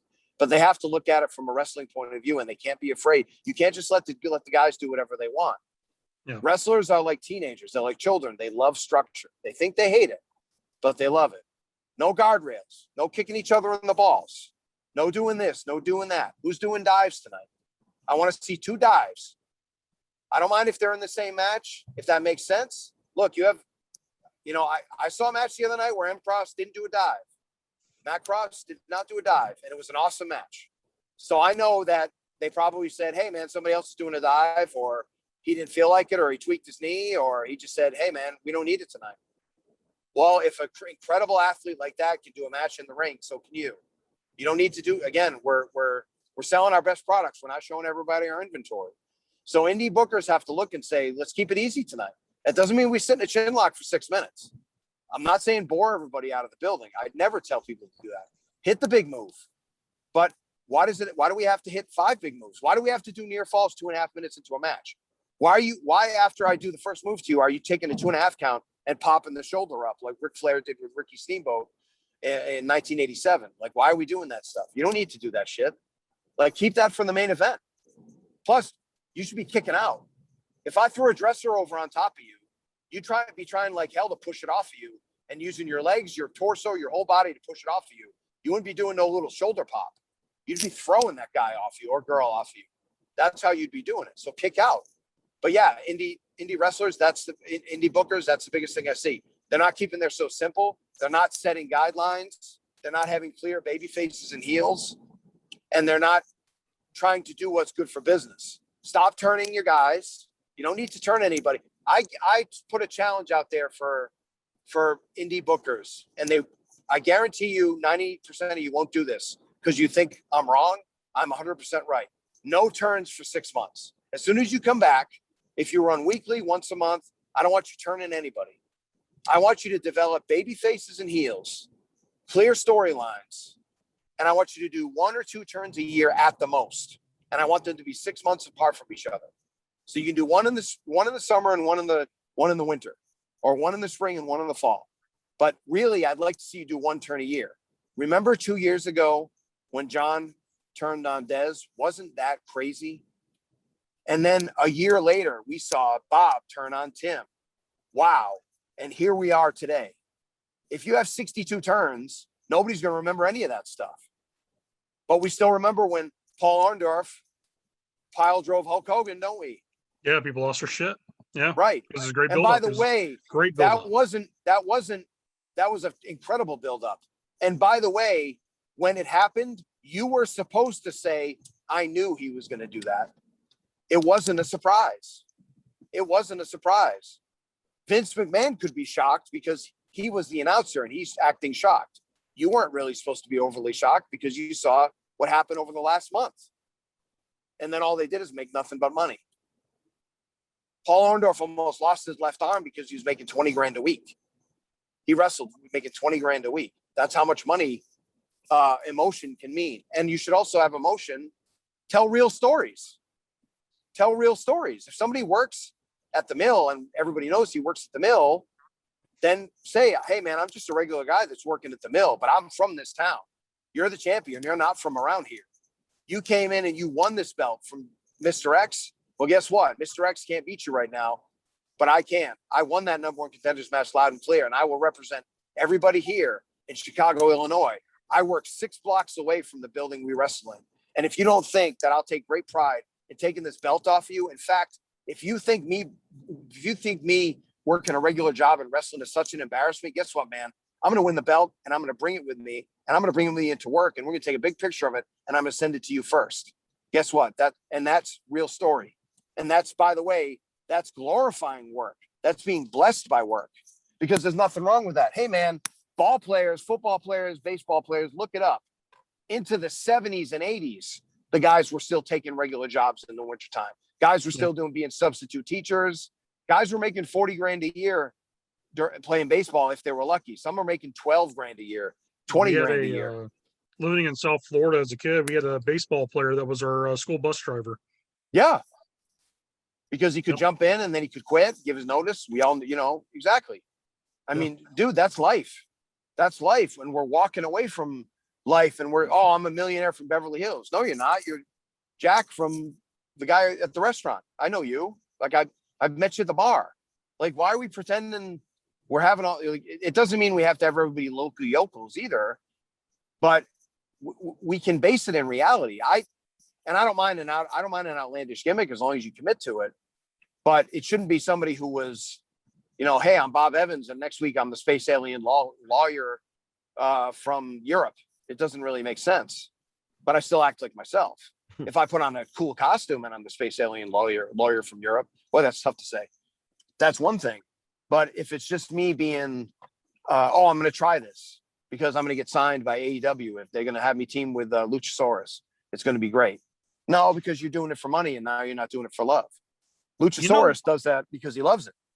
You know what? One movie, Bob, in my opinion, is probably the greatest movie. I'm not driving with no hands. I'm parking. So I'm just letting you know. But in my opinion, one of the greatest movies that any wrestler should watch and take from is Rocky. Because to me, Rocky is the greatest babyface movie. Because he's the average Joe. He's a boxer, but, he works in the meat packing plant. He's debt collecting for people and the local gangsters, but he's a nice guy. Mm-hmm. And he gets his lucky opportunity to fight the world champion, and the world champion doesn't take him serious. He sees him as a bum. Mm-hmm. And it's like you said, the local guy who's like, all right, I got this 1 in a million chance to knock this guy out. Mm-hmm. If I just go 10 rounds with him, I could change my life. Me just being in a ring with him is a life-changing event. But me going the distance with them is even better. And to me, I feel like a lot of wrestlers should watch those movies because it's the best storytelling of what makes a good babyface, what makes a good villain. Going Rocky 3, Clubber Lang. Mr. T was a great villain. Rocky 4 with the Russian.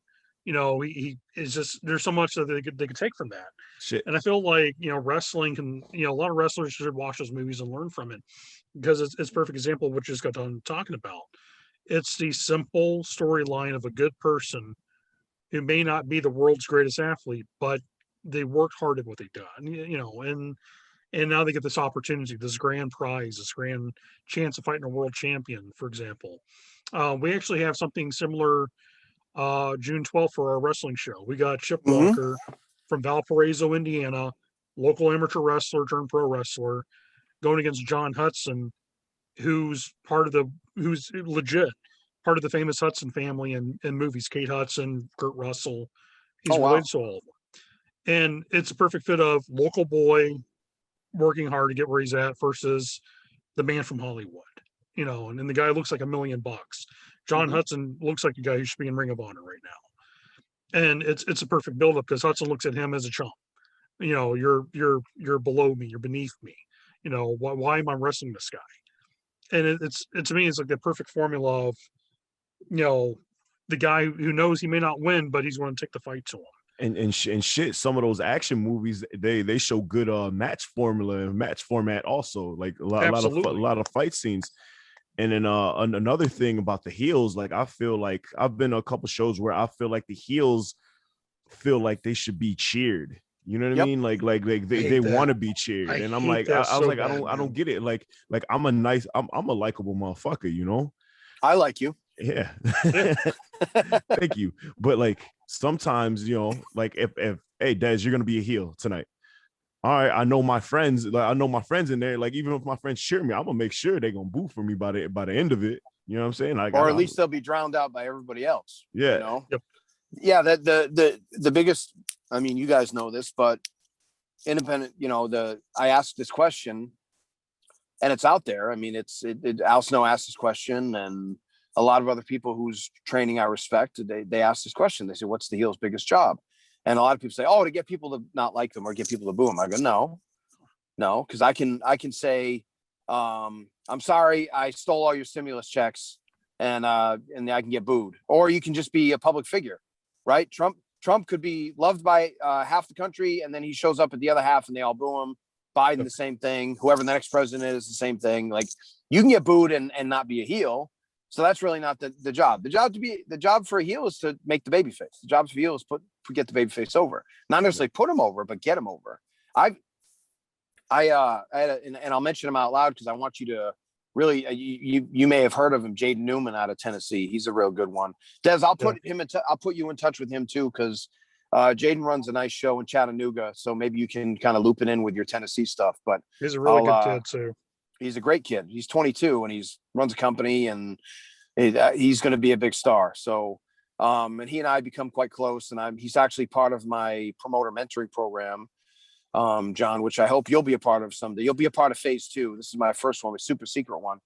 You, of course, were one of the guys that applied, so you're definitely in. You're definitely in. But so I talked to Jaden, and then he said, "Hey, can I have my match critiqued by you?" Because me and my man Wildman Congo, Mike Bedina, we sit and we do like this. We do a screen share on Zoom, and we talked to Jaden, and I said, he was wrestling a very nice young man, Logan. I forget Logan's last name. My goodness, from Virginia. I know him too. I'm sorry, Logan, if you're watching this. But is it Logan Creed? No, that's Big Logan, right? Big Giant Logan. Yeah. No, Yeah, this Big is Logan. another Logan who's on his way. He's another young guy who's doing great, and he's a friend of mine too. Darn it, I wish I knew.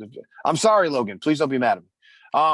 But I thought that Jaden is one of the nicest people I've ever met, and I think he was too nice here. Now, it doesn't mean you have to be mean, but you have to stand up for himself. I said, Logan didn't do his job.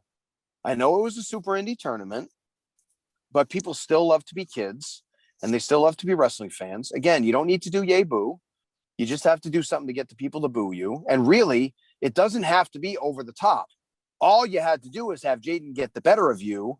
And I said to Jaden, I said, you have to call stuff that gets you to be the better of him. If it's a 10-minute match, you have to take the first 2 or 3 minutes. Now, he may catch you with something because it's a little bit more of a wrestling term, a little bit more of a super indie feel. So he can catch you with a move after you jump off the top rope and eat shit or whatever. And then he picks up and nails you with something. That's fine. And then they did a finish where it was like just kind of a tight pull and all this. I said, dude, I'd much rather have you run a hell of a comeback, miss something, lose clean to his finish, and say, brother, you can beat me. You just got to leave the ring when you're done. I said, they already liked you. I said, if you do the match right, you'll get a standing ovation. And then I said, and he goes, and he was having trouble wrapping his head around it because the out of touch 40-year-old father of 2, happily married husband who doesn't follow any of the music you damn kids listen to these days, was trying to teach a 22-year-old how to be a super indie guy in 2021. And I was doing a good job. All I said, hey, man, there's a movie you have to see.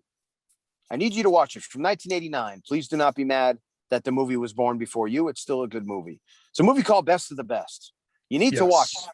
And by the way, Sell Like Eric Roberts, and I don't want to tell you what the finish is. I don't want to spoil it for anyone. Sell Like Eric Roberts, who was one of the best wrestling baby faces I've ever seen, and probably doesn't even watch matches. And then do the finish at the end. Do a version of the finish at the end. I'm going to say that maybe the baby face doesn't win like you think he's going to win, but everybody wins at the end. And it's a very dramatic, a very emotional finish where technically the bad guys win. And it's not why I like this example is because it's a little bit over the top. It's a 1989 movie. There wasn't a lot of budget, but the movie was great. Later on, it got kind of, the other ones were kind of so-so, but the first one is great. And it's a kickboxing movie. It's got a lot of action. It's awesome. You'll love it. And Rocky is a tremendous example, but maybe you telling them to watch Rocky is like you telling them to pick up their clothes and clean their room. Maybe they've heard it too many times. So this is another one you can watch, and it kind of gets the message across as well. But I said, Jaden, all you got to do is lose like that and lose sympathetically, and they'll be throwing babies in the air and cheering. They'll give you the biggest ovation of the night. You'll lose, and you'll be back every show.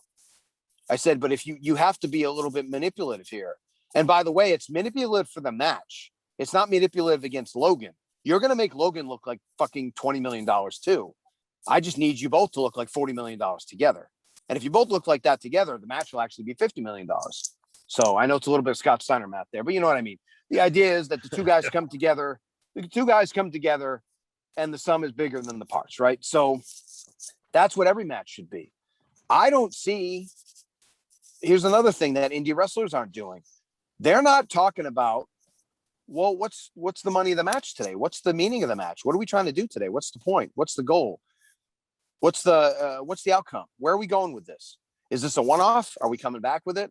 What are the rest of the finishes on the show? We talked about that earlier. What are we trying to do today? What are we trying to get accomplished? Or do you just say, oh, what I do is I do the move and I do the thing and I shake my ass, and it's like, well, good, but maybe we need more ass shaking. Maybe we need everybody to shake their ass, or maybe we need no ass shaking because it's kind of serious and the New Japan guys are here, and even though that'll be fine, but Chase Owens got more over when he started wrestling more like himself and not wrestling like the third Young Buck. Yeah, absolutely. Because what happened was he found out that the Booker loves Tennessee wrestling, and Chase Owens is a Tennessee wrestler, and now Chase Owens is booked like a mofo because he's just doing what he does at home. A little bit more, you know what I mean? A little bit more, but not really. Kind of the same thing. So again, you have to figure out why you're there, what you're doing, and why you're doing it. And once you figure out all those things, you'll be good. If you just go in and say, I have a booking, I have a match tonight, it's like every other match, it's like every other circumstance, then what are you doing? And even if it's a bad show, oh, I'm at a bad show, I thought it was going to be a better show, there's not that many fans there. Okay. Well, if there's 20 fans, can't you make sure that the promoter has 40 fans there next time? Can't you thank everybody in the crowd? Can't you say, man, it means so much to us that you guys came out today, and you might not be able to grab the mic and say this, but if you're allowed to, you can, because nobody else is going to say it. I know I'm not crazy about people grabbing the mic on the show, but if they said something that increased business, it wouldn't hurt my feelings. I don't want 5 people doing it, but it might be a risk well worth taking once in a while. And if that doesn't work and they don't want you to do that, then do it at intermission. How about this? How about after the match? How about after the matches, you go to the door where people are leaving and you shake everybody's hand and thank them for coming? How about if you do that? Yeah. And that's what I did too. That's what my baby faces used to do. And I learned that from my first trainer who really trained me about psychology, Jeff Costa, years ago in New Hampshire. He said, all the baby faces out and thank him for coming. Why? Because we want him to come back, you dumbass. And I was like, oh yeah, that makes sense. You don't think about, again, we're about 50 years behind everybody else. Just provide good customer service. What would you want to see? How would you want your mother to be taken care of if you were at the show? How would your mother and your wife aren't going to talk about the 5-star matches and the good arm drags people took and the hell of a spot they did. And that finish was awesome, man. That finish really got over. They're going to talk about all the people they met. And boy, he was very nice. I liked him. He was nice. I didn't like him. He wasn't very nice to me. He wasn't nice to the little girl next to me. And I don't mean in wrestling. I mean, he was just an asshole. He was kayfabing me. Like, that's what they mean. Don't step over John's wife to say hi to John. I would never do such a thing. Don't step over John's brother-in-law is here, or there's a skinny guy who's wearing dirty clothes and he might be the guy that's financing John. So maybe we should, and again, we're not doing this to get over. We're doing this because we're nice people who are trying to do good business and establish relationships. This is not a manipulation. It's not a trick. Ooh, be nice to everybody. Big trick. Why don't you just be nice to everybody? Well, I'm not used to being nice to people. Well, do it anyway. I don't care. Yeah. I posted something about 2 years ago, and I always told people it costs $0 to be a classy person in this world. Yeah. Yeah. Nothing. You don't have to go to school for it. You don't have to get a trade for it. You don't have to read about it. Just be fucking nice to people. Just be a natural, good human being. Be real with people. Don't make people feel like they're crap if they don't know something. Just be nice, and offer. And as I take more from you, Bob, than I probably do anybody else in wrestling. Over the years, getting to know you, my wife always, talks highly of you. Oh yeah. But it's the way that you always ask people, what can I do to serve you? What can I do to help you? Yeah. And I do the same even as a promoter with other promoters that I work with or deal with. I always ask them, because I have a TV show where I interview wrestlers. And I always ask other promoters, do you have a show coming up that I could plug your show? Do you have something coming up I could help you with your business too? Because if everybody's doing good business, it's best for wrestling, and that's the way I look at it. It's the little service thing that we can always do for our fans, what we can do for our fellow promoters, we do for our fellow workers. Just be a good person. And I feel like there's a lot of people that are legitimate good, but also feel like there's some people it feels like if you just ask them to be a nice person, it's almost like twisting their arm to do it. I struggle with this because what happened was I became the most prolific seminar guy pretty much in the world. But the reason I did it wasn't to brag about it and say I'm the most prolific guy. I've done almost 300 of them. Okay. But the reason I do it is because there's still a need. And they go, well, how'd the whole Hangs with Bob thing come and all that? Hangs with Bob thing was a rib. In the beginning, it was me taking pictures with famous people because I said, I'm getting older. I need to take pictures with famous people. And when I took a picture of Roddy Piper and he left us 3 months later, I was really happy to say it because I got to say to Roddy Piper, you and Hulk Hogan were the two guys that got me into wrestling. And I said, I know this. He goes, brother, I never get tired of hearing that. And I said, well, I know we're not friends. And he goes, brother, we are friends. I met you. I love you. That's how I work. And I've always taken that from him. I've always taken that from him. I'm getting misty now thinking about it. But I got to walk up to Jimmy Valiant, Ricky Morton, Robert Gibson, Terry Taylor, who's actually a personal friend and a mentor to me. Terry Taylor was my Uncle Bob. Terry Taylor was the guy that made me believe in myself and make me stay in wrestling to do this. Terry's a man of God way more than I am, but I believe in a higher power. And I think all this stuff happens for a reason. I think there's an order to things. I try to be reasonable with it, and I don't bust on anybody else's beliefs. But I'm just saying, for me, that's how I believe, and I think that people are put in your lives to teach you something. And absolutely. I got to say to those people, "Hey, man, I used to watch you on TV. You're one of the people that got me into wrestling." I got to say it to Jushin Liger, man. Jushin Liger was one of the first dudes I ever saw in Japanese wrestling. This guy with the horns, and it was the match with Sano where he has the whole mask ripped up and he's all bladed up, and he does the first shooting star press he ever did. He almost falls on his head and kills himself. But it was the most insane thing I've ever seen in my life. And I got to cry in front of Jushin Liger and say, "Hey, man," and he knew enough English. He got it. I gave him a hug and I took a picture with him. That meant so much to me and I started just taking these pictures and having these memories. Well, so later on, I fooled around, and when Nakamura got signed, they said, "Oh, Hangs with Bob gets signed to WWE." And then when Samoa Joe got signed, "Oh, Hangs with Bob gets signed to WWE." And then one of my buddies, Richard Fonseca, who I always recommend for graphic design, who's done a lot of stuff for Ring of Honor and a couple of things for AEW, WWE and stuff. And Rick made that logo for me, the one that you guys might have even used too. Rick makes all my designs. So, because I said, "Oh, Hangs with Bob eventually it turned into Hangs with Bob gets better." And then I started thinking about it, and I was like, you know what the biggest thing I hate about seminars is, and you actually touched on this a minute ago, John, is all these guys that walk in and it turns into a contest of the old guy knows more than you and he's going to beat the shit out of you mentally, not physically, but he's going to beat the shit out of you mentally. It's like you ask a question that you know the answer to, and then they answer wrong, and you go, "Ha ha ha! I knew that." It's not. This isn't. Yeah, as you sigh, I get it. And we all know who I'm talking about. So, but I would have people that would accuse me of lying, accuse me of manipulating the young guys, because I would walk up to them and I'd say, "Has anyone ever taught you this before, son?" He goes, No, sir. No one's ever taught me this." I go, "So I shouldn't be mad at you for not knowing it, right?" "Well, I know there was something else and somebody yelled at me about it before." And I go, "Why don't I just teach it to you?" And then I teach it to him, and he's like, "Oh, cool, man. Thanks. Now I know and then they'd be excited the next time I saw him. "I did the thing that you showed me and the spot or this move or whatever, or not move. I don't really teach moves, but this arm thing or whatever, and stuff like that. Or I would tell people, I'd say, I'd have people that would be like, you better get to practice. You'd better get to training. And then I put out a long thing, and everybody, it's one of the most controversial posts I've ever put out. I go, you don't have to go to training. You don't. If you pay your money, you don't have to go. And these gym owners, these school owners that are begging people to go and screaming to go, I go, when's the last time Planet Fitness yelled at you? As long as the payment clears, Planet Fitness yell at you to go to the gym? Gold's Gym, remember, you're paying them. And they get pissed when I say that. But customer service is a two-way street.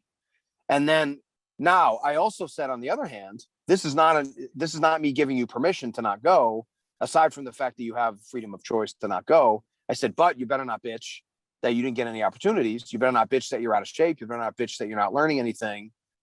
And you better not lie to yourself. You're going to need all of these things.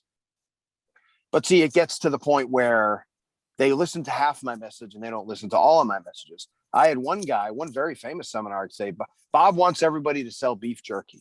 He doesn't want everybody to get better. I said, no, man. I said, but when you go to Quebec City, Canada, and you walk in and the most over babyface tag team is there, and they bring in a giant long 4-foot white cooler that you carry like for the family picnic. And that's filled with fresh homemade beef jerky by a butcher in town. And they sell $600 worth of it in 18 minutes. Maybe we should all be selling beef jerky. And you know who did it? Cabana Man Dan. Cabana Man Dan became for a while, he was actually a distributor of beef jerky, and he would have a whole display. Well, guess what? Cabana Man Dan might make $25 to wrestle, but merch and beef jerky might make him 150. Well, to me, if you add up both those numbers, it's $175 in wrestling. Yeah. And to me, that's a car payment. That's my car payment. And for a lot of people, that's their car payment. And if you double that up, triple that up, quadruple that up in some of these southern towns, that's a mortgage payment. So you do that 3 or 4 times, man, like your mortgage payment is paid by wrestling. So I don't understand why this concept was so strange to people. I was like, you go to Disney on Ice, they'll give you the tickets. Again, they'll be on Groupon. They'll do 3 for 1. They'll do coupons, giveaways, but then they're going to sell you $100 worth of shit when you get there. So do you think you beat Disney for the $15? I paid 10. It was $20. I paid 10. I beat Disney. And then my kid came home with $80 worth of stuff. Yeah, you really beat him. You did it. You paid 10 and you beat him for 10 and they beat you for 90. So you did it. You won. But that's the mentality. That's the psychology, right? So, and again, I'm teaching people to be Netflix and Disney. I'm not playing these little games of sit around and wait for something to happen to you, but you have to be in sales. You have to be in activity to do this. And you have to be out there. Look, man, all the seminars here, the first 5 seminars I'm doing for less money. One I'm doing for free. I'm donating all the money to Lance Lude because Lance has cancer and we're trying to pay for his bills. So that's what we do for each other. But a lot of my friend Billy Simmons, I said, I'll wrestle for you for nothing. I just want to be a part of it. He's doing one of them big in Kansas. He's doing one of them big AIWF showcases, right? Yeah. Where but there's also going to be 8 other promoters there. And I said, well, split it with me. We'll do a seminar. We'll split it. And he's like, well, I'll give you a little bit bigger split. Is that okay? I said, yeah. So I'm going to make my money. And then there'll be 8 promoters there. How much business do you think I'm going to close? I'll probably close on at least 6 of them, I would think. Right. And I do okay, guys. I mean, I'm not rich, but I do okay. So that's going to turn into thousands. So then what I'm saying is, but if I stay home and I say, hey, Billy, I need 1,500 plus trans and I need this and that. And it's it's your pleasure to have me in your town and this and that. Well, he's like, I'm sorry, man, I can't do it for you. Like, he wouldn't even be rude. First of all, I'd never come to him with something like that, but you have to make it attractive to the promoter. And Des, you're getting yourself out there, so this would be good for you. But I think you already know this, but you have to be attractive to the promoter. You have to give them something to want to use you. And you have to make it, ease of access, ease of entry, right? So you got to kind of grease the wheels. This is how I can get there. This is how I can pay for my trans. This is how I can help you sell more tickets. These are the 10 things I can do for you. Send the promoter a note and say the 10 things I can do for you to help your show. And wrestling isn't even on there yet. Wrestling is 11. Oh, and by the way, I wrestle too. Thanks for You don't think that's going to catch people's notice? I know John would read it. I would. Yeah, I'd book the guy just for the story. Shit, Just that's a Dez way is different actually approach. Dez is actually one of my right-hand guys in Chicagoland. So yeah, I figured. actually some of the cool videos that people like those movie-like intros Yeah, for those are cool. guys, that's Desmond. Yeah. Dez did a lot of that. Right. Well, now we know Dez does production, and he's not going to do a rotten video that I hate, where it's people doing stone cold stunners and dirty rings from 75 feet away. Send that when somebody asks you to do that, they send you all those clips. Say, send me back the real clips when you get serious. Don't waste waste your money on me, because it's not worth it. I can't do anything with this. But Des, you have a skill, man. That's a skill. You can offer that to a promotion. I can do some editing. I can do some this. I can do some that. Don't be afraid to leverage what you do in real life. Victor Andrews, shout out to Victor. We tell the story all the time. Tim loves to tell the story. Tim Hughes, my tag team partner. Tim goes with me on a lot of these trips.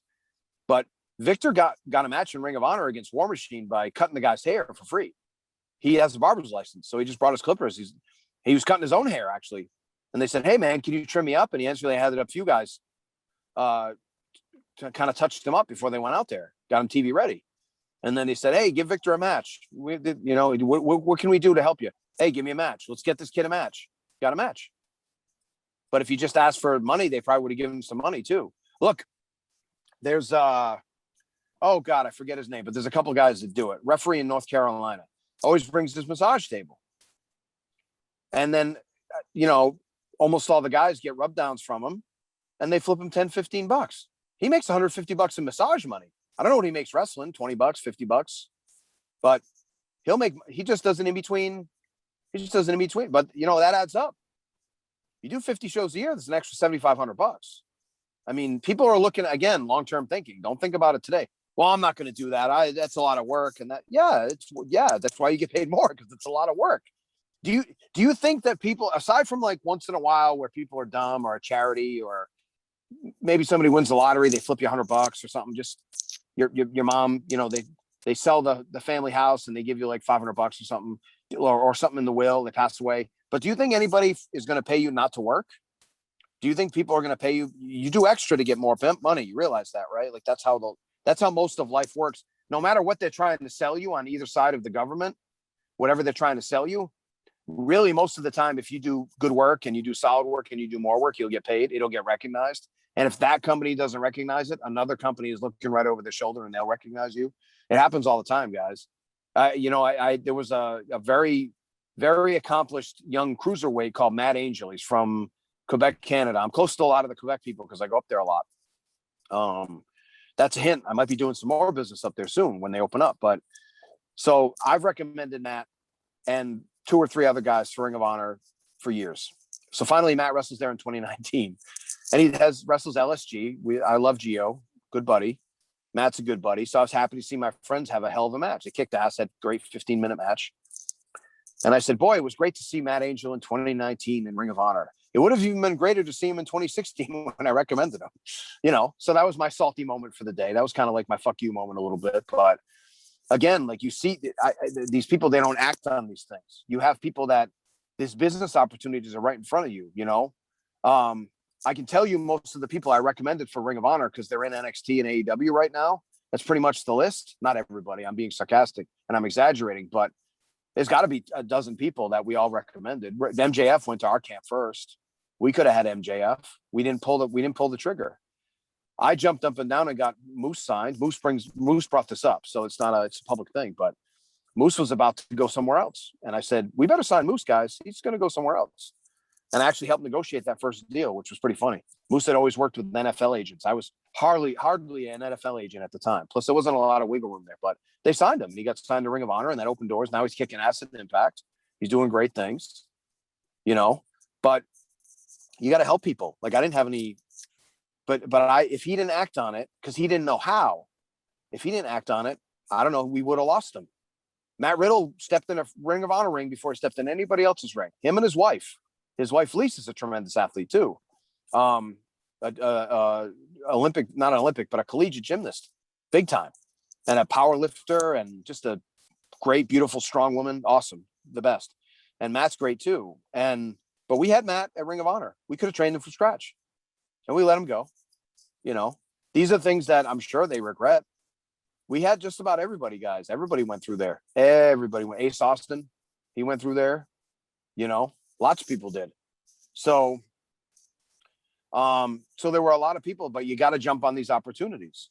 And I would have liked to see them sign them and figure out a way to pay them later. And I don't mean like screw them. I just mean find money in the budget to get them signed.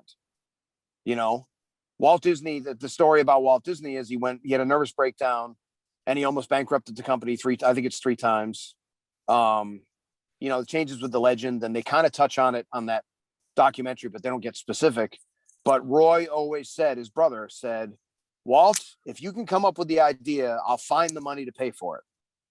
And that's what he did. And even after Walt died, Roy still honored him until he passed away himself. So you got to have the visionary, and you got to take the action. Look, doing it at a B+ today is way better than an A in your head tomorrow. That never gets done. It's never going to be perfect. You can always fix it. It's one of the things my teacher teaches me about the rest of life side. I said, man, it's not ready yet. He said, put it on anyway. You'll get it ready. Put it out. It's good enough for now. Your stuff's good, Bob. Your stuff's good. You know what you're talking about. Put it out. So I put it out and people liked it. And now I'm working on making it better, but it's already good because the stuff's good. So, but as I do have to leave in a little while, guys, just because work keeps calling me and they won't leave me alone. I'm happily blowing them off for you. But for the next few minutes, as we close up, I want to do a little mini coaching call with you. What are you guys struggling with? I want to, John, Des, I'll hit you guys up separately, but right now, so Des, what are you struggling with right now? Like, where are you? Where do you want to go? What are you struggling with? Give me that in a little bit of a condensed form here. Right now, I'm just struggling, like trying to get outside the box, trying to be seen by like more people. You know what I mean? Like I'm trying to be like not just like match wise. It's like I'm trying to be seen by like probably more promoters and like just trying to get out there like more. You know what I mean? Is this like? Well, what'd you do? So you went to Wisconsin. Yeah. And have you already sent a thank you note? Like a thank you message? No, I haven't. Send a thank you message. Remind them who you are. You were an African-American man in Wisconsin, so I'm sure you stood out. but still, right? Still, they do exist. I've seen them there. They do exist. But what I'm saying is, you probably stood out a little more than you would in Chicago. And I'm just talking demographics. This is not a racially motivated conversation. But what I'm saying is take advantage of that. Now, don't say I'm the black guy. Don't be that. But say, hey, I helped you guys with security, whatever job you did specifically. Hey, I was standing next to your wife and I helped with security. I did this. I did that. I helped with the ring, whatever. You're not saying that to put yourself over. You're saying that to let them know what you did. And hey, I'd really love an opportunity. I noticed your next date is blank. Research the date, figure out what the date is. And I'd love to come down again. Is there a possibility that I could wrestle? I'd love to be part of your show. Is there a possibility? Do not let them walk away from that question and not answer it. Because either way, I think you should go. Because if they say yes, then it's just yes, and they want to use you. If it's no, it might just be another not yet. So you might have to go one more time. Now, I don't want you to go 7 times and they don't use you. Now they're just taking advantage of you. But if you go again and they go, man, we can't get rid of these guys, won't leave us alone. Then you go anyway. All right, I'll be there anyway because I want to be a part of this. You said the show was cool, right? You said the show was a good show. Hell yeah. So yeah, well, you want to be a part of it. Well, the only way you can be a part of it is being a part of it. So that's the first thing I would do. Plus, the young man that's telling me he goes to Wisconsin and Tennessee is not really a young man I'm too worried about getting out there. So, do you know how to book a loop? No, okay, not at all. So, this is going to be a little sales pitchy. I apologize. Go on therestoflife.com. I do a free 14-day trial. There is a class in there, how to book a loop for yourself. Okay. I want you to watch that class. I don't care if you cancel it right after you watch the class. Okay. I don't care if you download it, keep it, whatever you want to do. It's fine.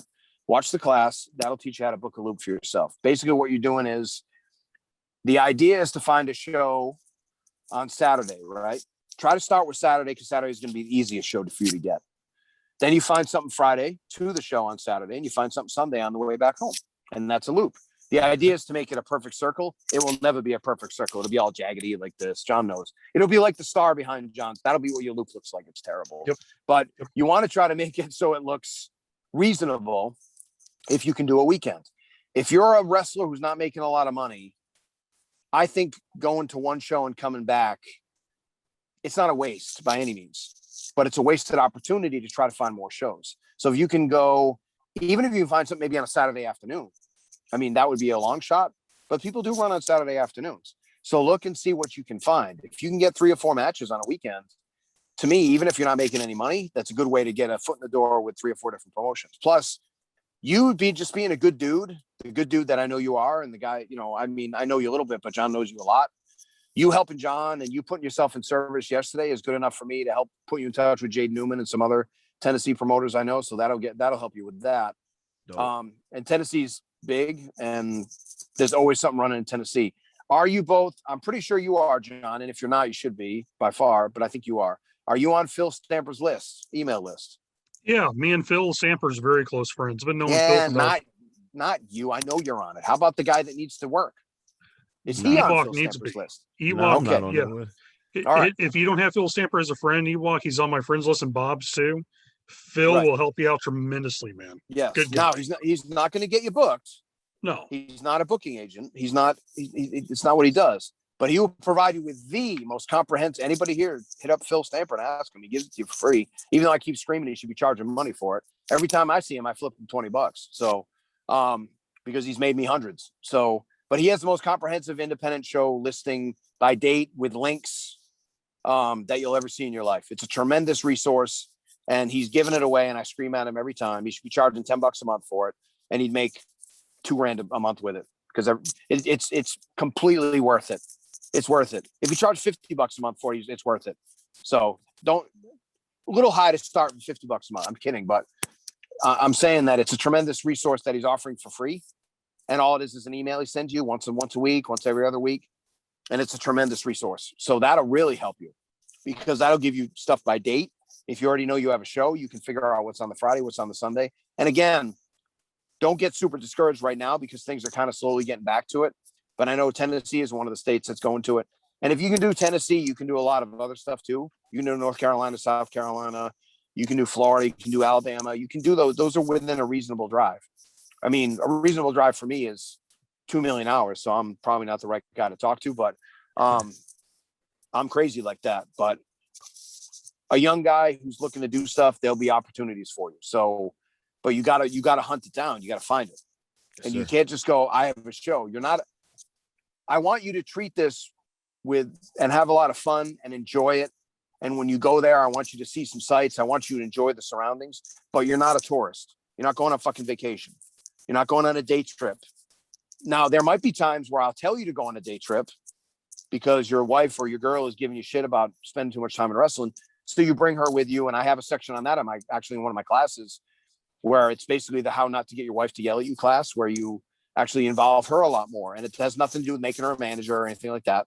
You just involve her more, communicate with her. But I'm just going to say that you're doing this on your own. So go and build a trip, find 2 or 3 shows and start small. You don't have to, again, it's not going to be easy. You might have to go to one show where you're just helping out and another show where you're wrestling, but you should still do it to get that practice in.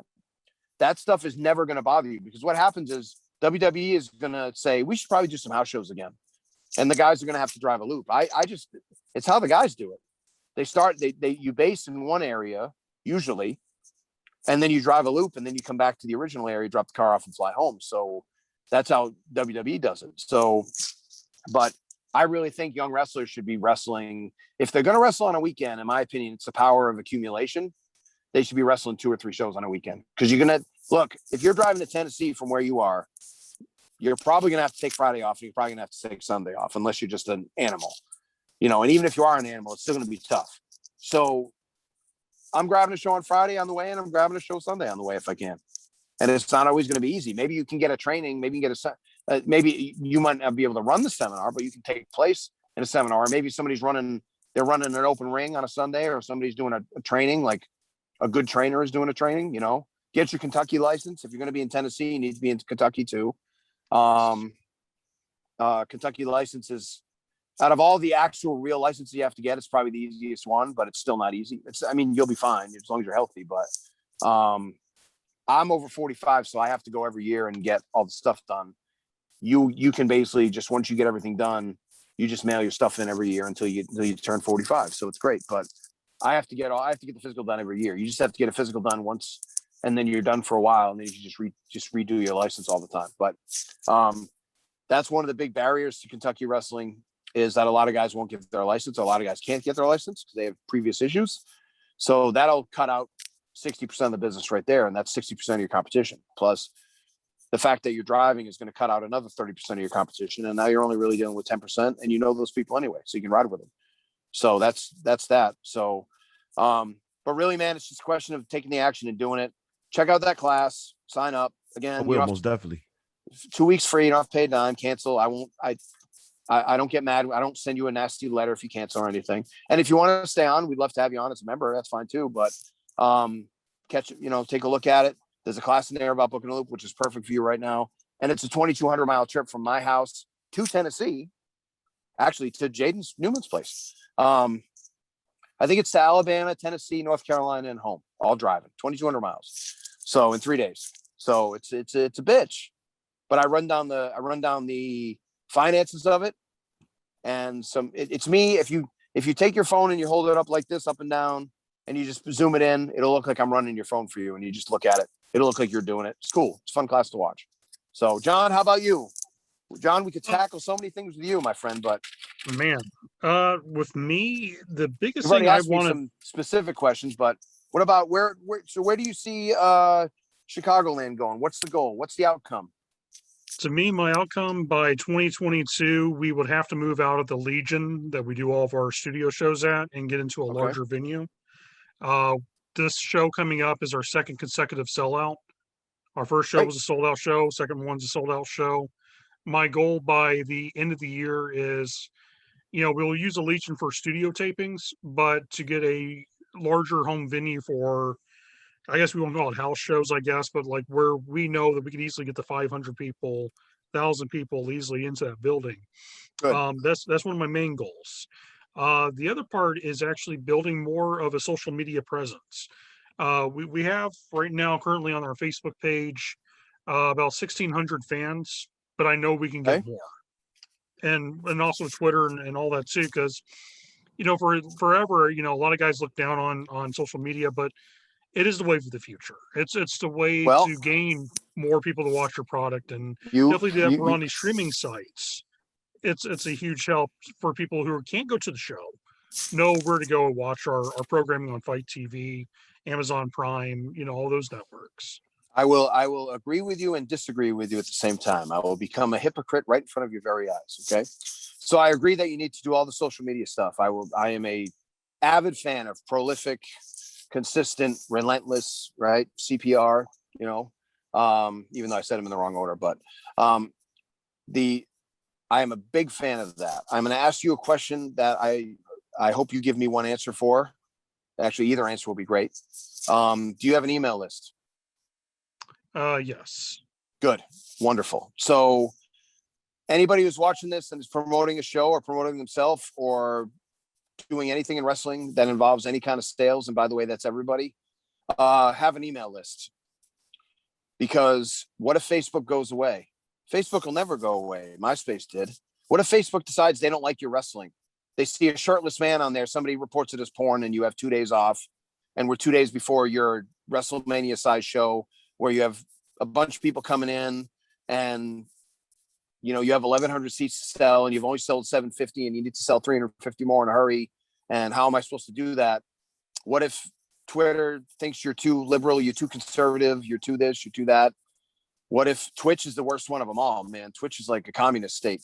You do something on Twitch they don't like, they'll just send you away for a long time. So now I'm not worried about you doing any of these things, but what if somebody has it out for you? What if somebody makes something up about you? What if, again, and I'm not advocating this by any chance. This is not, I don't think anyone will do this, but we should always be wildly optimistic about ourselves and wildly pessimistic about other people sometimes. I don't know. I'm a pretty positive guy. I try to see the good in everybody, but I have to It's always realize good that, to be prepared though, because well, you never and, tell. and There's always someone out there who wants to get rid of you. hey, look, I fucked people over and haven't been proud about it. I've made my mistakes. Like I said, I've committed adultery. I've done a lot of things I'm not proud of. Okay. And I have, gambling addiction, 750 days clean, but that doesn't mean that tomorrow I won't go gamble. So we all have things we have to deal with. We're all not always our best self. So I realize that the human element gets introduced into this. So if somebody's mad about not being booked, and they're going to like mess with you on Facebook thinking that it's going to hurt your feelings. But really, who cares about your feelings when it hurts your business? That's a different thing. So the email list, you can at least communicate with people. So I'm going to tell people, since John's already on the ball, I don't have to yell at him about it. I'm going to yell at everybody else about it who doesn't have it, is keep that email list. You should be, in my opinion, you should be emailing it at least, if you're an active promotion, wrestler, whatever, you should be emailing your list at least 3 times a week. I think you should be doing it every weekday. Give them the weekends off, or give them something generic, not generic, but something mild on the weekends, and then hit it hard again on Monday. But don't just spam them to death. Don't be stupid about it. Don't be dumb. Actually give them some content, give them value. Hey, the new YouTube show is up. Hey, did you hear about this match that's going to happen? Which is actually a really good email question to ask in the subject line, so people will open it and read it. And now it's not just a Facebook thing they're scrolling by, because people are going to read that. Hey, you'll never guess who's coming. You'll never guess who's coming in June. It's going to be crazy. I can't believe this match was signed. Those kind of things that catch people's attention. And then if you do that and then they open it and they look at it, people might buy tickets right on the spot. I mean, I used to do this in the mid 2000s and I never exploited it like I should have. I'd just release the card and I'd have 10 tickets sold. Excuse me. I never knew why I didn't really get more of an email list and just pound the list. I just never did. So don't be afraid to do that. Obviously do all the Facebook, social media. Sometimes it's just, hey, have you caught us on Facebook? Have you seen what we're doing on Twitter? Have you caught our YouTube show? Have you caught our podcast? I mean, you have excuses to email people. So you have excuses to email people. So email them. And new podcast, new show, new match signing. Let's congratulate Ewokk on his big trip to Tennessee, and he wrestled Jaden Newman, and gave a good accounting for himself, and then he went somewhere else and did well there. And man, we're so proud of him for getting out there and doing his thing, and because that builds. He'll look more worldly. He'll look more accomplished. Look, who cares if you went for free right now? You just want the states. Give me the states right now. I went here, here, here, here, and here. Ace Austin's done way more in wrestling than I have at a young age, and I got 14 states on him. He's got 26, I got 40. It's about all I got on him. He got abs, he got youth, he got the belt. But I got those states on him, but I had to earn every single one of those damn states. So go out, go do the thing, and kick ass. That's the thing. But with you, John, really it's jump on that list, keep the podcast going, be prolific, never be afraid to post stuff on Facebook. Never be afraid. Put it out there. I think you're doing a good job. I'm seeing a lot of your stuff. So, which means it's good. And I engage in some of it too, which means I'm going to see more of it anyway, but that means that you're doing it right, doing your thing. So just keep at it, man. Like, I don't think you're ever going to be people being like, oh my God, I saw this again. Oh my God. There's always going to be one person that does that. So what? They're not buying from you anyway. So, and one person might unsubscribe. Oh, there's too many emails. Oh, I'm furious. Okay, well, you weren't going to buy nothing from me anyway. Been on my list for 8 months. You haven't bought a ticket yet. So goodbye. So fire your non-customers for that, So wave goodbye to them. But the rest of it, man, is as simple as just being, I'm telling you, man, like consistent, prolific, relentless. It's something that my teacher teaches me, and I still don't do it enough. And I think I do a decent amount. I don't do it enough. He does it more. And he goes, well, what? I go, well, what if I think I'm bugging people? He's like, do you ever cancel emails for people really bugging you of stuff you like? No. Okay, there you go. So just give them something they like, give them value. Don't just, hey man, what's up? Hi, how are you? Don't give them some value. I've always hated those emails where it's, hey man, what's up? And it's like, all right, get to your point. Let's hear what you have to say. Because it's like, I'm so busy. I don't have the time to, deal with someone who just wants a mollygaggle. It's like, tell me Are you wanting a booking? Are you wanting to learn something? Yeah. What can I do? What can I do for you? Yeah. What can we do? How may how I can I help you serve today? you to help you? Yes. Yes. So, but I do have to wrap up only because my dispatcher is now just going into full riot mode and calling me left and right. So, but I had a great time, guys. Really, that's and we barely even plugged the site. So I'm going to plug it right now if you don't mind. So Please do. Please do. But yeah, we have this cool little wrestling community. It's online community. I just started up a couple months ago. We soft launched in November and we hard launched in February of this year. And it's called therestoflife.com. I call it that because in my opinion, once you start wrestling and you start doing it, it becomes a part of your life. And my whole thing is I help independent wrestlers make more money and honor their families while they're doing it, honor their lives while they're doing it. I teach people how to do it part-time, full-time, weekend warrior stuff, however you want to do it. I'm here for you, but I really do concentrate more on traveling independent wrestlers who want to keep their job and keep their families.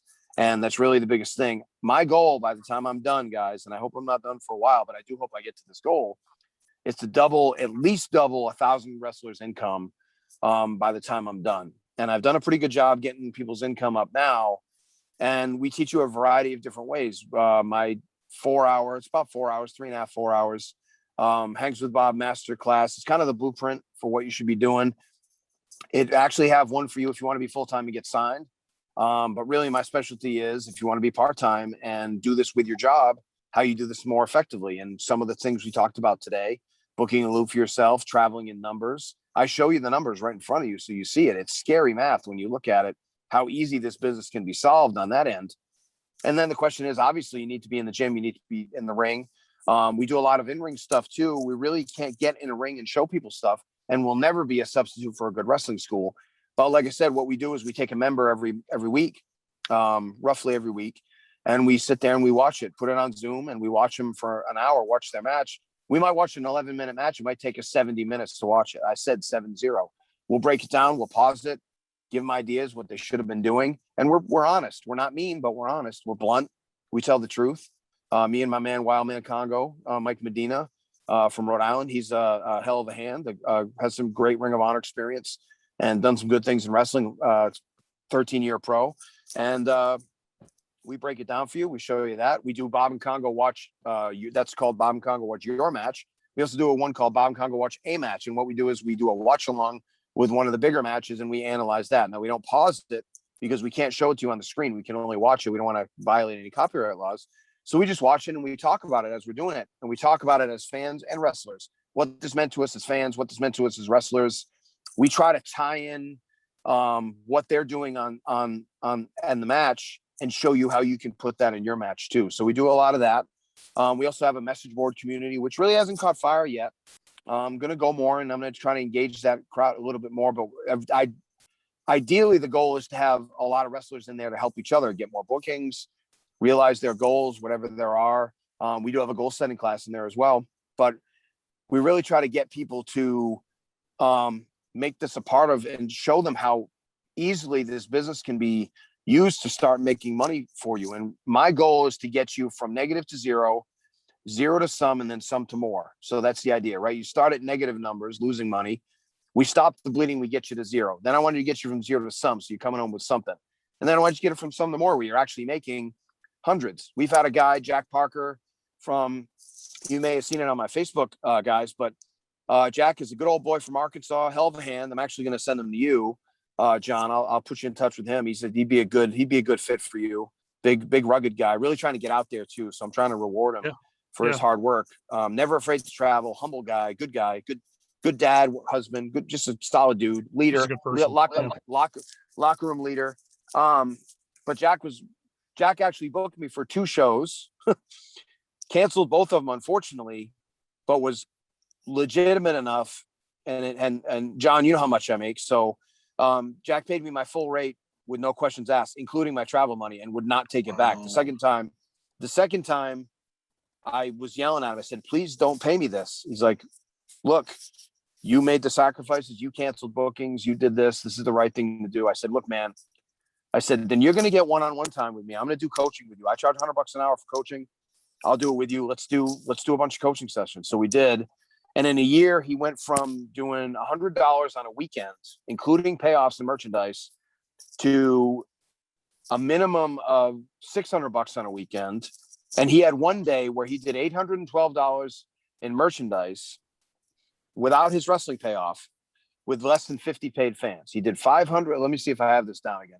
I forget. I don't want to do my Scott Steiner math again, but I think he did $540. I think it was $540 in his merchandise. He didn't sell Bullet Club shirts, guys. He didn't sell WWE knockoff stuff. He sold his stuff. His wife took an order. Yeah, it was $530 in that stuff. His wife took an order for $210 for a t-shirt order because they do t-shirt printing. Remember what I said, Des, about having a second thing to do in wrestling, something else to do you can add. And then they took a pre-order for four $20 shirts that they hadn't even printed yet. They were concepts. They brought the concept with them and pre-sold shirts. So that all adds up to $812 or whatever it was. And we break it down in there. I do a 20-minute interview with Jack, and we talk about his journey in there too.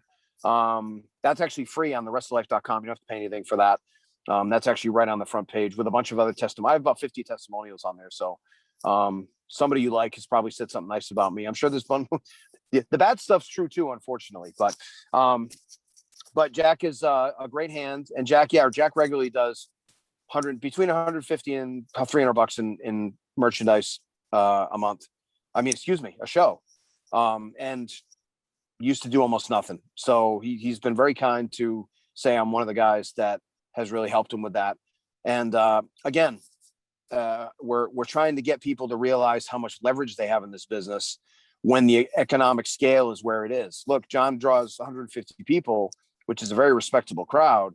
The economics are not going to be where John can pay everybody $812 for a match. It's just not going to happen. He's only going to be able to pay you so much. Because remember, if John doesn't at least break even, which is not John's goal, by the way, believe it or not, John's not a charitable a nonprofit organization. John would like to actually make a fair profit, so his lovely wife doesn't scream and yell at him, right? Or his lovely himself. He doesn't scream and yell at himself in the mirror. So we gotta not begrudge John his profit, and then we gotta try to make a little bit of money ourselves. But really, the money is in merchandise, and the money is in leveraging everything else you can do in wrestling.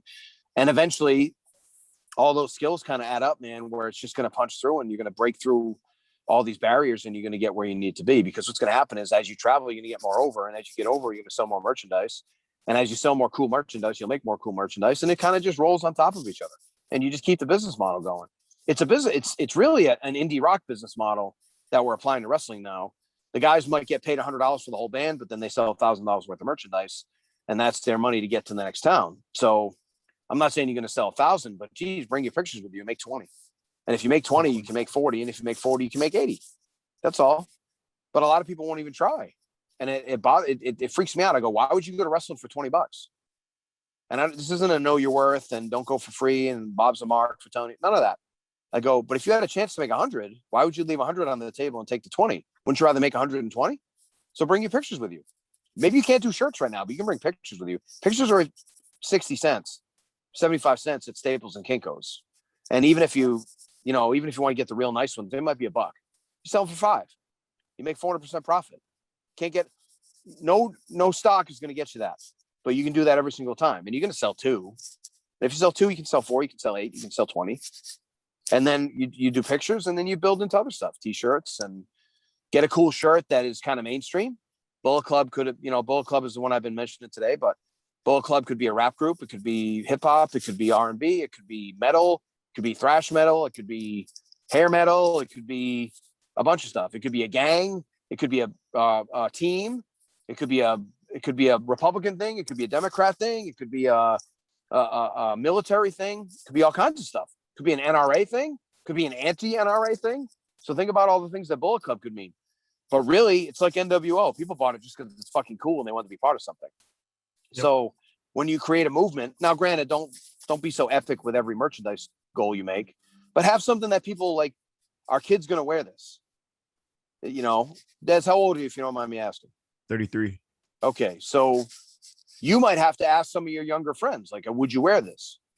I'm not saying you're not a cool cat, but I'm saying you want that 18, is a kid going to wear this in high school? Is a kid going to wear this in college?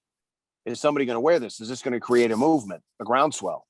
Not every shirt is going to. In fact, almost none are. And I'm not asking you to do that, but at least be savvy enough to create a shirt that somebody's going to wear. Again, kind of go after the mainstream as best you can. I don't care if you have this crazy filthy shirt that says fuck you and all that. You can have that too, but don't expect that shirt to be selling for kids and all this stuff because they can't wear it anywhere. So have another one that says, you're a jerk or something, something a little more PG, and have 2 shirts. So, but really that's, I'm happy to help you guys, and I hope that helped. I hope that gave you guys some future steps to work on. I know I'm not worried about you, John and Des. You guys seem like you got your heads on straight. You're ready to rock, but I hope that gave everybody what they needed. But yeah, therestoflife.com, 14 days free. Bunch of people say nice things about me. It's all true. And like I said, I've had my asshole days, and I've, but I'm not fake. I'm a real guy. And all the stuff on there's no exaggerations or anything. And there's a lot of indie wrestlers talking out, a lot of mainstream guys. I train Mike Bennett. Mike Bennett's in your area now, John. Hint, hint. Might want to use him. Yeah, I heard about that. Yeah, and he's affordable too. So he is. He's not. Mike wants to wrestle, and Mike's trying to make it good for everybody. So, and the one thing you know about Mike is he's a Bob guy, he's a slam tech guy, so he can carry everybody. So that's good. He can take care of people and take care of himself in the process. Plus, he's probably one of the best people I've ever met. So he'll fit right in. You'll have no issues. You'll love him. But I trained Mike Bennett, Taylor Hendricks, a few other people, mentored a lot of people in this business. But it ain't about me. It doesn't matter what I can do. It doesn't matter what I've done. It's what I can do for you guys. So check out therestoflife.com. You get 14 days, run around in there, look around, check out all the classes. If you have any questions for me, there's a contact page in there, and check it out. I think you'll really dig it. It's fun. If that's too scary for you, go on the Rest of Life page. I have some free classes on there too, ways to get the free classes. You can do that too. I get the Indie Booker one, 5 ways to stand out, mistakes independent promoters are making and how to fix them, that kind of stuff. So some cool stuff in there. I do ask for your email because I can't be yelling at John to have an email list and not have an email list myself. But again, we don't spam you. We don't get crazy. We don't send you weird stuff. We just send you good messages of value and information. That's it. So, all right, I'm done with my huge plug because I feel like I've talked myself out. You guys were good today. This wasn't a bullshit podcast. Thank God. Yeah, our whole podcast, me and Des, is about is education, man. You dropped a shit ton of education on us. So I hope so. That's the idea. I hope I lived up to the high standards you set for me because you were very kind in your promo stuff. So I hope I really added to the conversation. That's what I wanted to do. So yes, sir. Absolutely. Yeah, great. So do we just cut? What do we do here? I don't know. Do we cut? So we piecing it out tonight. You know what I'm saying? This is a lovely episode. You know what I'm saying? John, if you want to say your goodbyes, and I'll do my little stick that I do at the end. I didn't know if this was live to tape or edited. We tape and edit, but still Bob, thank you for I didn't know how to sign off. No, we good. I miss my cue. That's my fuck up, Well, hey, I got your head spinning. I'm sorry. So but Bob, thank you again for everything, being a friend for all the times I've known you for the years, and always being able to be a good mentor to all of us guys. I look forward to October 16th is the date I'm hoping to bring you in. Yes. Because I think having you doing seminars, working backstage with us, and also having a good match would be all fun for everyone. It's a good learning lesson for all the young guys. But yeah, thank you for everything. Oh, my pleasure, man. And like I said, just if anybody needs anything, hit me up on Facebook. I'm on Twitter too. And just support, do me a favor. Even if you can't join the therestoflife.com, I understand. But at least join for the 14 days. Check it out. I think you'll really enjoy it. And then get the word out. If it helped you, get the word out. If it didn't help you, or there's a problem or something is affecting you, message me because I want it to come to me. If there's an issue, but it's really, I think it's really cool, man. And it's growing. We've had a nice little growth. We've had 20% growth throughout the months, each month. So I'm really hoping we can keep that going. And once I get out live, I think that's really going to help spread the word too. And all it is helping people, teaching people how to be servant leaders and putting people on the right track and realizing that wrestling can work for you. You don't have to be a slave to wrestling. You can make it work for you, and you can really make it part of your side hustle or your main thing if you want. But I suggest you make it part of your side hustle, make it a part of your life, make it a lucrative part of your life. And this is how we do it. Build it brick by brick. There are no shortcuts. I promise you. Hell yeah. So on that note, for Bob Evans, Mr. John Bullard, this is the Ewokk saying, peace.